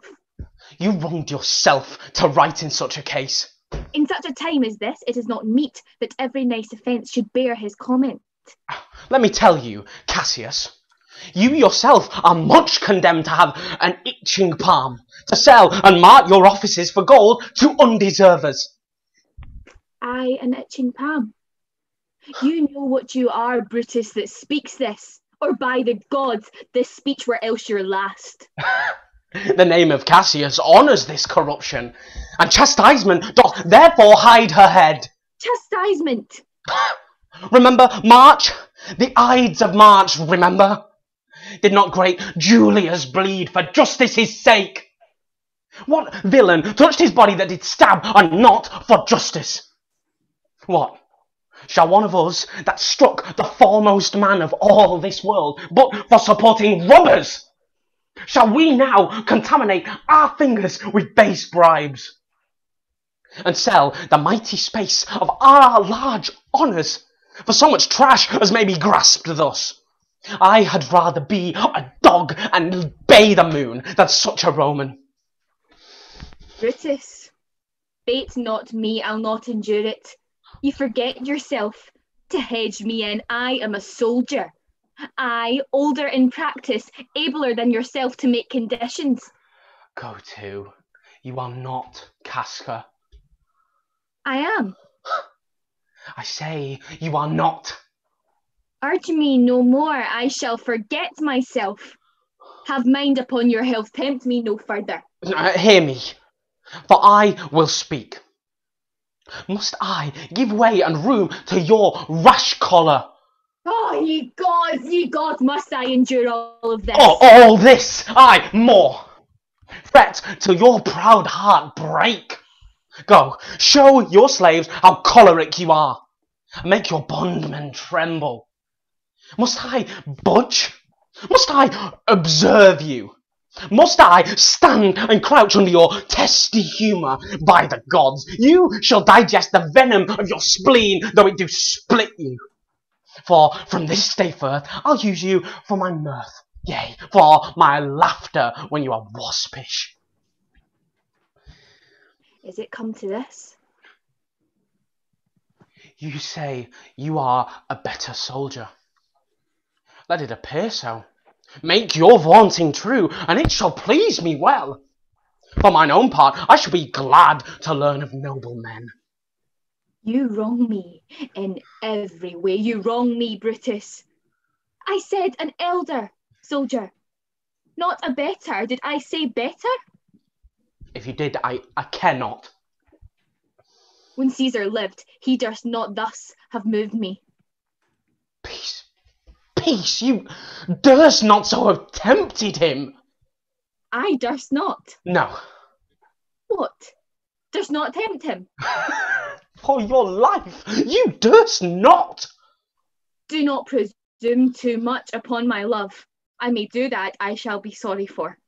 You have done that you should be sorry for. There is no terror, Cassius, in your threats. For I am armed so strong in honesty that they pass me by as the idle wind, which I respect not. I did send to you for certain sums of gold, which you denied me. For I can raise no money by vile means. By heaven, I had rather coin my heart and drop my blood for drachmas than to wring from the hard hands of peasants their vile trash, by any indirection. I did send to you for gold to pay my legions, which you denied me. Was that done like Cassius? Should I have answered Caius Cassius so? When Marcus Brutus grows so covetous to lock such rascal counters from his friends? Be ready, gods. With all your thunderbolts, dash him to pieces. I denied you not. You did. I did not. He was but a fool that brought my answer back. Brutus hath rived my heart. A friend should bear his friend's infirmities, but Brutus makes men greater than they are. I do not, till you practice them on me. You love me not. I do not like your faults. A friendly eye could never see such faults. A flatterers would not, though they do appear as huge as high Olympus. Come, Antony, and young Octavius, come. Revenge yourselves alone on Cassius, for Cassius is aweary of the world, hated by one she loves, braved by her brother, checked like a bondman. All her faults observed, set in a notebook, learned and conned by rote to cast into my teeth. Oh, I could weep, my spirit from mine eyes. There is my dagger, and here my naked breast. Within a heart dearer than Pluto's mine, richer than gold. If that thou be'st a Roman, take it forth. I that denied thee gold will give my heart. Strike, as thou didst Caesar, for I know when thou didst hate him worst, thou lovest him better than ever thou lovest Cassius. Sheath your dagger. Be angry when you will, it shall have scope. Do what you will, dishonour shall be humour. Oh, Cassius, you are yoked with a lamb that carries anger as flint bears fire. Who, much in first, shows a hasty spark and straight is cold again.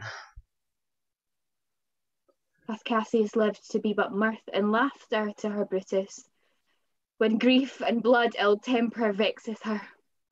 When I spoke that, I was ill-tempered too. Do you confess so much? Give me your hand. My heart too. Oh, Brutus! What's the matter? Have not you love enough to bear with me, when that rash humour which my mother gave me makes me forgetful? Yes, Cassius, and from henceforth, when you are over earnest with your Brutus, he'll think your mother chides, and leave you so. Lucius, a bowl of wine. I did not think you could have been so angry. Oh, Cassius, I am sick of many griefs. Of your philosophy you make no use, if you give place to accidental evils.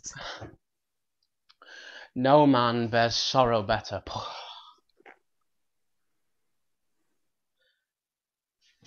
Portia is dead. Portia?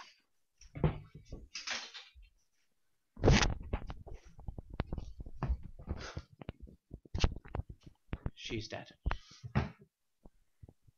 How escaped I killing when I crossed you so, insupportable and touching loss? Upon what sickness? Impatience of my absence, and grief that young Octavius with Mark Antony hath made themselves so strong. For with her death that tidings came. With this she fell distract, and her attendant's absence swallowed fire. And died so? Even so. Oh, ye immortal gods. Enter Lucius with wine and taper. Speak no more of it. Give me a bowl of wine. In this I bury all unkindness, Cassius. My heart is thirsty for that noble pledge. Fill, Lucius, till the wine o'erswell the cup. I cannot drink too much of Brutus's love. Enter Messala. Welcome, good Messala. Now, sit we close about this taper here and call in question our necessities. Portia, art thou gone? No more, I pray you. Messala, I have here received letters that young Octavius and Mark Antony come down upon us with a mighty power, bending their expedition towards Philippi. Myself have letters of the self-same tenor. With what addition? That by the prescription and bills of outlawry, Octavius, Antony, and Lepidus have put to death 100 senators. Therein our letters do not well agree. Mine speak of 70 senators that died by their prescriptions, Cicero being one. Cicero one? Cicero is dead. And by that order of prescription, had you your letters from your wife, my lord? No, Messala. Nor nothing in your letters writ of her? Nothing, Messala. That, methinks, is strange. Why ask you? Hear you aught of her in yours? No, my lord. Now, as you are a Roman, tell me true. Then like a Roman hear the truth I tell.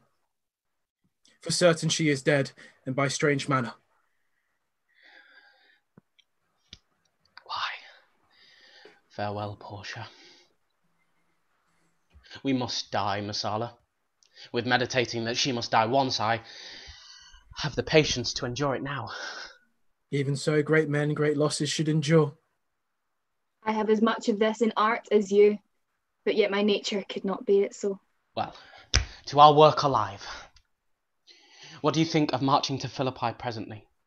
I do not think it good. Your reason? This it is. 'Tis better that the enemy seek us. So shall he waste his means, weary his soldiers, doing himself offence, whilst we, lying still, are full of rest, defence, and nimbleness. Good reasons must of force give place to better. The people twixt Philippi and this ground do stand but in a forced affection, for they have grudged us contribution. The enemy, marching along by them, shall make a fuller number up, come on refreshed, new added, and encouraged. From which advantage shall we cut him off if, at Philippi, we do face him there, these people at our back? Hear me, good brother. Under your pardon, you must note beside that we have tried the utmost of our friends. Our legions are brimful, our cause is ripe. The enemy increaseth every day. We, at the height, are ready to decline. There is a tide in the affairs of men which, taken at the flood, leads on to fortune. Omitted, all the voyage of their life is bound in shallows and in miseries. On such a full sea are we now afloat. And we must take the current when it serves, or lose our ventures. And with your will, go on. We'll along ourselves and meet them at Philippi. The deep of night is crept upon our talk, and nature must obey necessity. There is no more to say? No more. Good night. Early tomorrow we will rise, and hence. Farewell, good Messala. Noble Cassius. Good night and good repose. Oh, my dear brother, this was an ill beginning of the night. Never comes such division between our souls. Let it not, Brutus. Everything is well.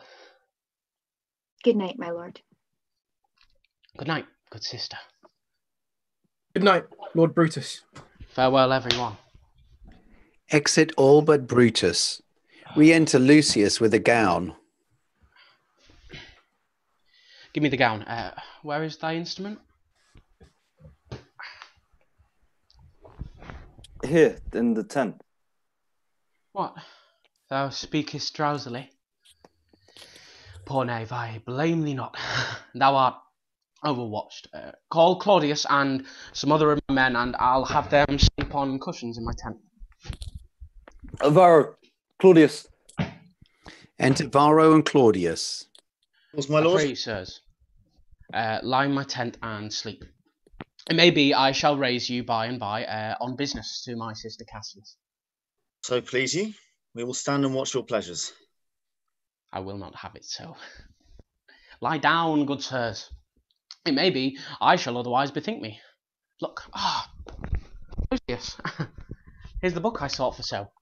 I put it in the pocket of my gown. Varro and Claudius, lie down. I was sure your lordship did not give it me. Bear with me, good boy, I am much forgetful. Brutus turns to see Lucius has already fallen asleep. Murderous slumber. Layest thou thy leaden mace upon my boy? Gentle knave. Good night. I will not do thee so much wrong to wake thee. Good boy. Good night. Let me see.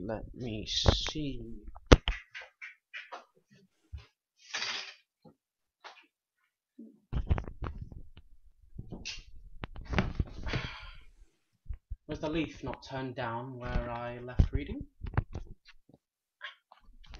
Here it is, I think. Enter the ghost of Caesar. How ill this taper burns. Who comes here? I think it is the weakness of mine eyes that shapes this monstrous apparition. It comes upon me, and art thou anything? Art thou some god, some angel, or some devil that makes my blood cold and my hair to stare? Speak to me what thou art. Thy evil spirits, Brutus. Why comest thou? To tell thee thou shalt see me at Philippi. Well, then I shall see thee again. Aye, at Philippi. I will see thee at Philippi then. Exit the ghost of Caesar. Oh, now I have taken heart, thou vanish head.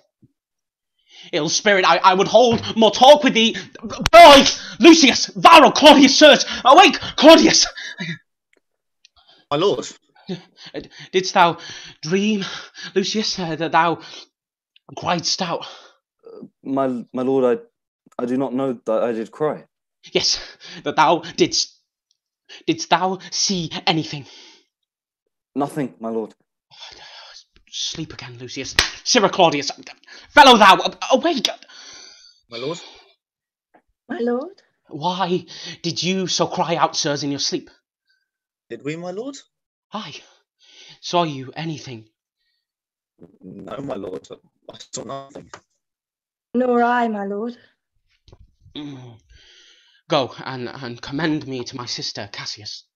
Bid him set on his powers betimes before, and we will follow. It shall be done, my lord. Act 5, Scene 1. The plains of Philippi. Enter Octavius, Antony, and their army.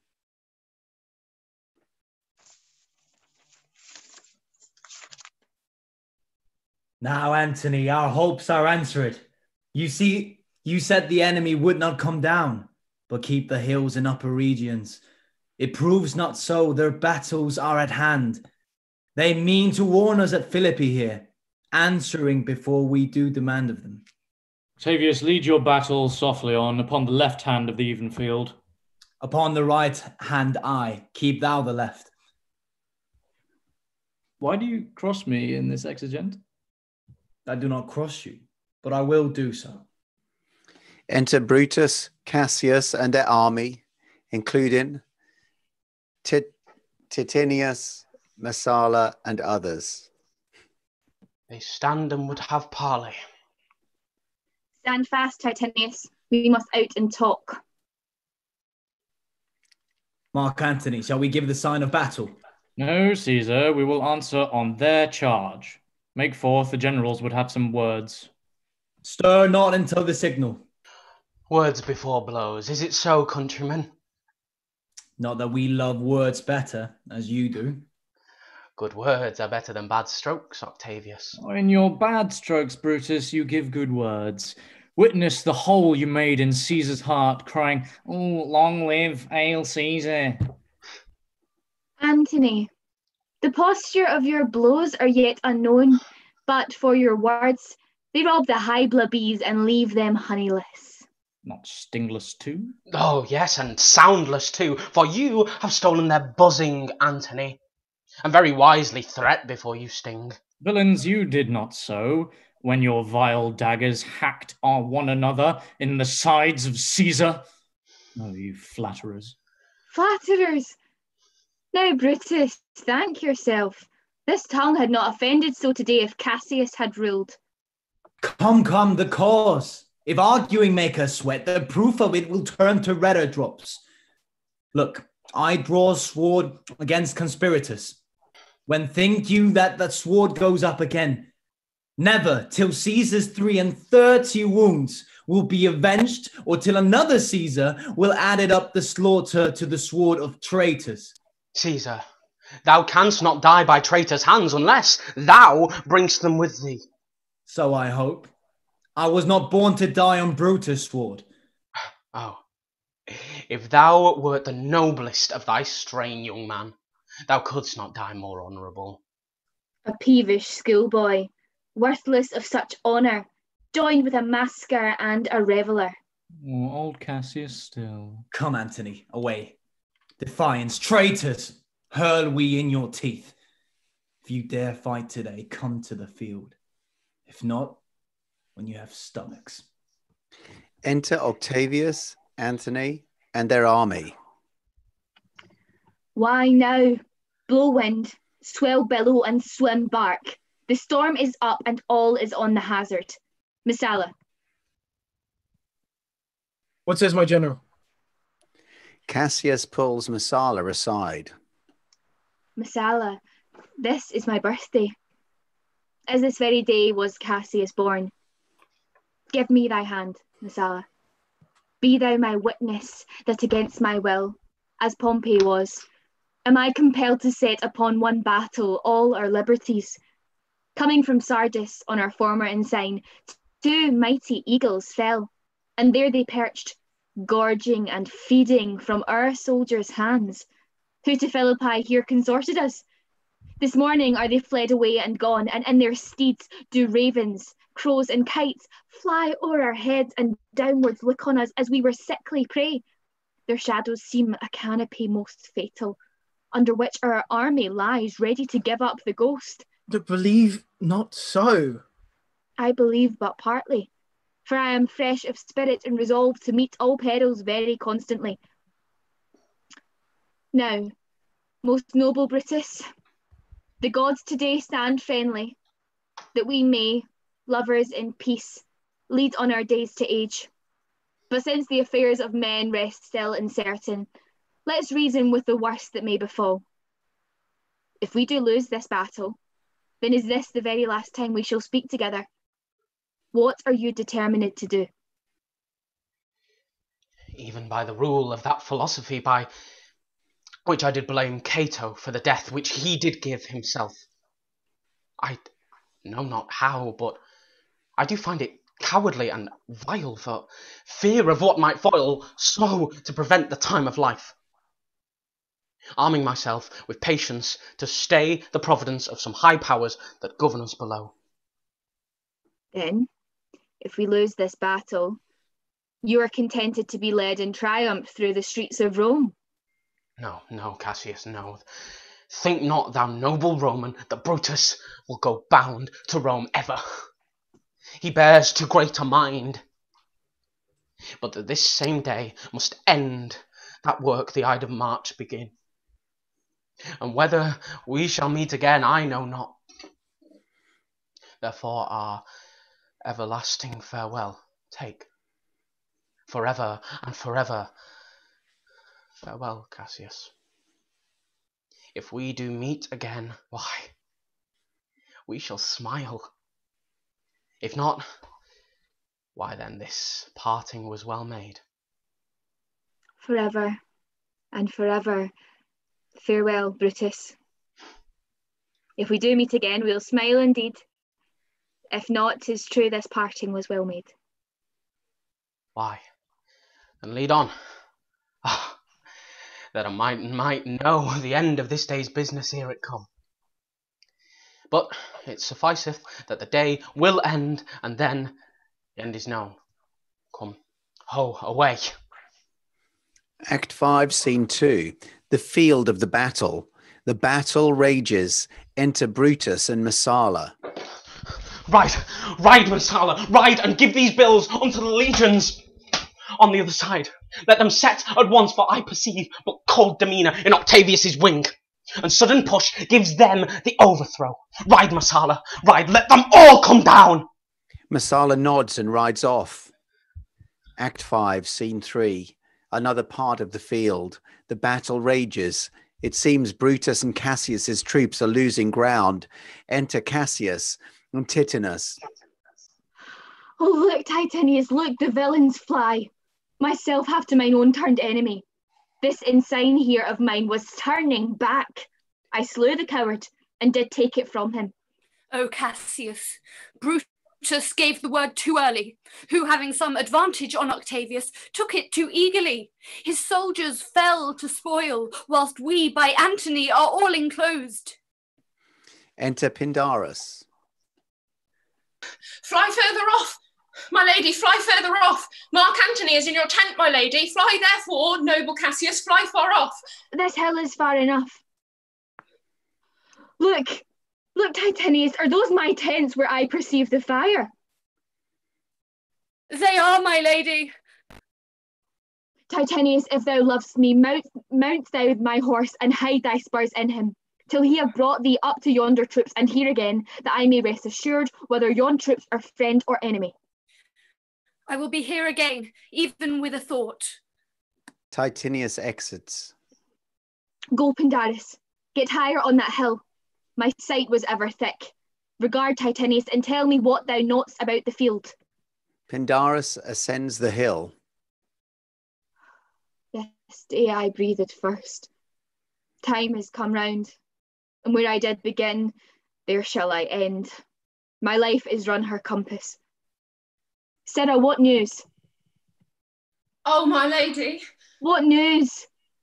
Titanius is enclosed round about with horsemen that make to her on the spur, yet she spurs on. Now they are almost on her. Now Titanius, now some light. Oh, she lights too. She's taken. And hark, they shout for Troy. Oh, come down, behold no more. Oh, coward that I am, to live so long, to see my best friend taken before my face. Pindarus descends.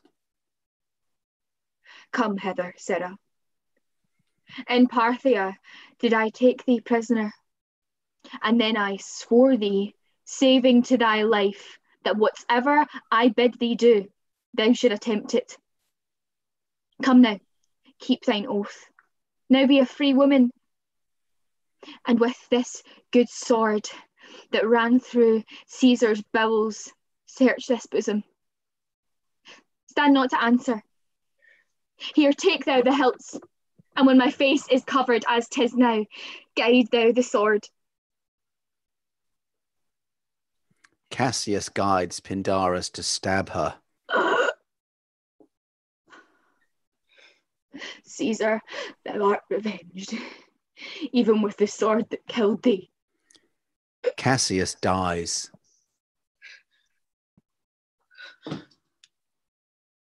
So I am free. Yet would not so have been, durst I have done my will. O Cassius, far from this country Pindarus shall run, wherever never Roman shall take note of him. Pindarus runs off. Enter Titanius and Messala. It is but change, Titanius, for Octavius is overthrown by noble Brutus' power, as Cassius's legions are by Antony. These tidings will well comfort Cassius. Oh, where did you leave her? All disconsolate, with Pindarus, her bondwoman, on this hill. Is not that she that lies upon the ground? She lies not like the living. Oh, my heart! Is not that she? No, this was she, Messala, but Cassius is no more. Mistrust of good success has done this deed. What, Pindarus? Where art thou, Pindarus? Seek her, Titanius, whilst I go to meet the noble Brutus, thrusting this report into his ears. I may say thrusting it, for piercing steel and darts and venom shall be as welcome to the ears of Brutus as tidings of this sight. Hie you, Messala, and I will seek for Pindarus the while. Exit Messala. Why didst thou send me forth, brave Cassius? Did I not meet thy friends? And did not they put on my brows this wreath of victory and bid me give it thee? Didst thou not hear their shouts? Alas, thou hast misconstrued everything. But hold thee, take this garland on thy brow. Thy Brutus bid me give it thee, and I will do his bidding. Brutus, come apace, and see how I regarded Caius, Casca. By your leave, gods, this is a Roman's part. Come, Cassius' sword, and find Titanius' heart. Titanius stabs herself and dies. Trumpets re-enter Messala with Brutus. Where Messala doth her body lie? Lo, yonder, and Titanius mourning it. Titanius' face is upward. Oh, she is slain. Oh, Julius Caesar, thou art mighty yet! Thy spirit walks abroad and turns our sword into our own proper entrails. Brave Titanius. Look, whether she have not crowned dead Cassius. Are yet 2 Romans living such as these, the last of all the Romans. Fare thee well. It is impossible that ever Rome should breed thy fellow. Friends, I owe more tears to this dead woman than you shall see me pay. I shall find time, Cassius. I shall find time. Come, therefore, and to Thesos send her body. Her funerals shall not be in our camp, lest it discomfort us. Let us to the field. 'Tis 3 o'clock, and Romans, yet ere night, we shall try fortune in a second fight. Act 5, Scene 4. Another part of the battlefield. Trumpets from both sides are heard. The battle still rages. Enter Brutus fighting off other soldiers. Yet, countrymen! Oh, yet hold up your hands! The ghost of Caesar appears and beckons to Brutus. The ghost disappears. Shaken, Brutus runs off. Act 5, Scene 5. Another part of the field. Enter Brutus, Dardanius, Clitus, Messala, and Volumnius, all battered, bruised, and battle-weary. Come, poor remains of friends, rest on this rock. Statilius showed the torchlight, but my lord, he came not back, he is or ta'en or slain. Sit thee down, Clitus. Slaying is the word. It is a deed in fashion. Hark thee, Clitus. Brutus whispers to Clitus' ear. Why, I, my lord. No, not for all the world. Peace then. No words. I'd rather kill myself. Hark thee, Dardanius. Brutus whispers in Dardanius' ear.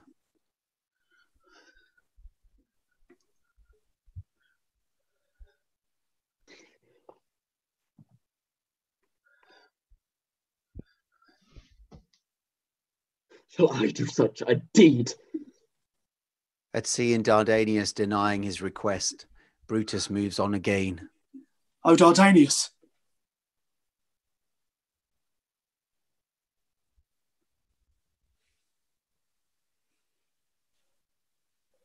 What ill request did Brutus make to thee, Clitus? Dardanius. Dardanius, what ill request did Brutus make to thee? To kill him, Clitus. Look, he meditates. Now, is that noble vessel full of grief, that it runs over even at his eyes? Come hither, good Volumnius, list a word. So's my lord. Why this, Volumnius, the ghost of Caesar hath appeared to me, several times by night. At Sardis once, and then this last night here in Philippi fields. I know my hour is come. Not so, my lord. Nay, I'm sure it is, Volumnius. Thou seest the world, Volumnius, how it goes. Our enemies have beat us to the pit. It is more worthy to leap in ourselves than tarry till they push us. Good Volumnius, thou knowest that we two went to school together. Even for that, our love of old I buy thee. Hold thou my sword hilt while I run on it. That's not an office for a friend, my lord. Trumpets are heard not far off. Fly, fly, my lord. There is no tarrying here. Farewell to you, and you, Volumnius. Countryman, my heart doth joy that yet in all my life I found no man but he was true to me. I shall have glory by this losing day, more than Mark Octavius and Mark Antony by this vile conquest shall attain unto. So fare you well at once, for Brutus's tongue hath almost ended his life's history. Night hangs upon mine eyes, my bones would rest, that have but laboured to attain this hour. Trumpets even closer. Fly, my lord, fly. Hence, I will follow. Clitus, Dardanius, and Volumnius exit. I prithee, Messala, stay thou by thy lord. Thou art a fellow of good respect. Thy life hath had some smatch of honour in it. Hold then my sword, and turn away thy face, whilst I do run upon it. Wilt thou, Messala? Give me your hand first. Fare you well, my lord. Farewell, good Messala. Brutus runs on his sword. Caesar, now be still. I killed not thee with half so good a will. Brutus dies. Trumpets. Enter Octavius, Antony, and the army.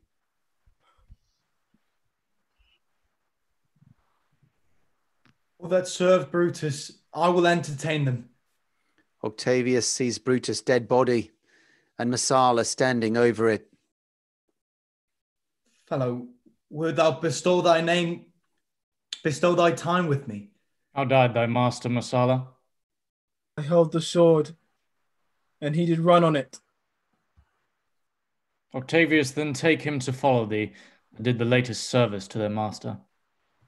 Antony bends down to Brutus. This was the noblest Roman of them all.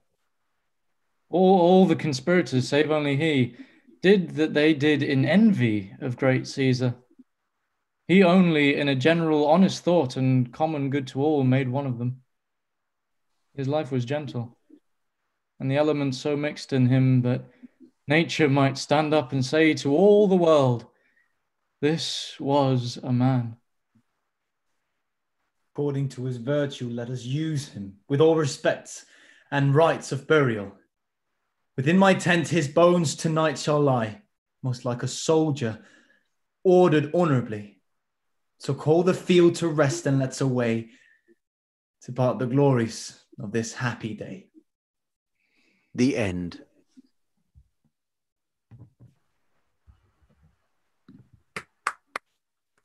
Yay! Woo! So muddy, bloody final act. All of us are just covered. Unclean. Thank you so much to everyone who watched. Thank you so much to this amazing cast, bringing this amazing play to life. Yeah, that's all I've got to say, really. It's just thank you and well done to everyone. Yeah. Woo! Good job, everyone. Cheers again to Luke for putting this thing together. Yeah. Yeah. Luke.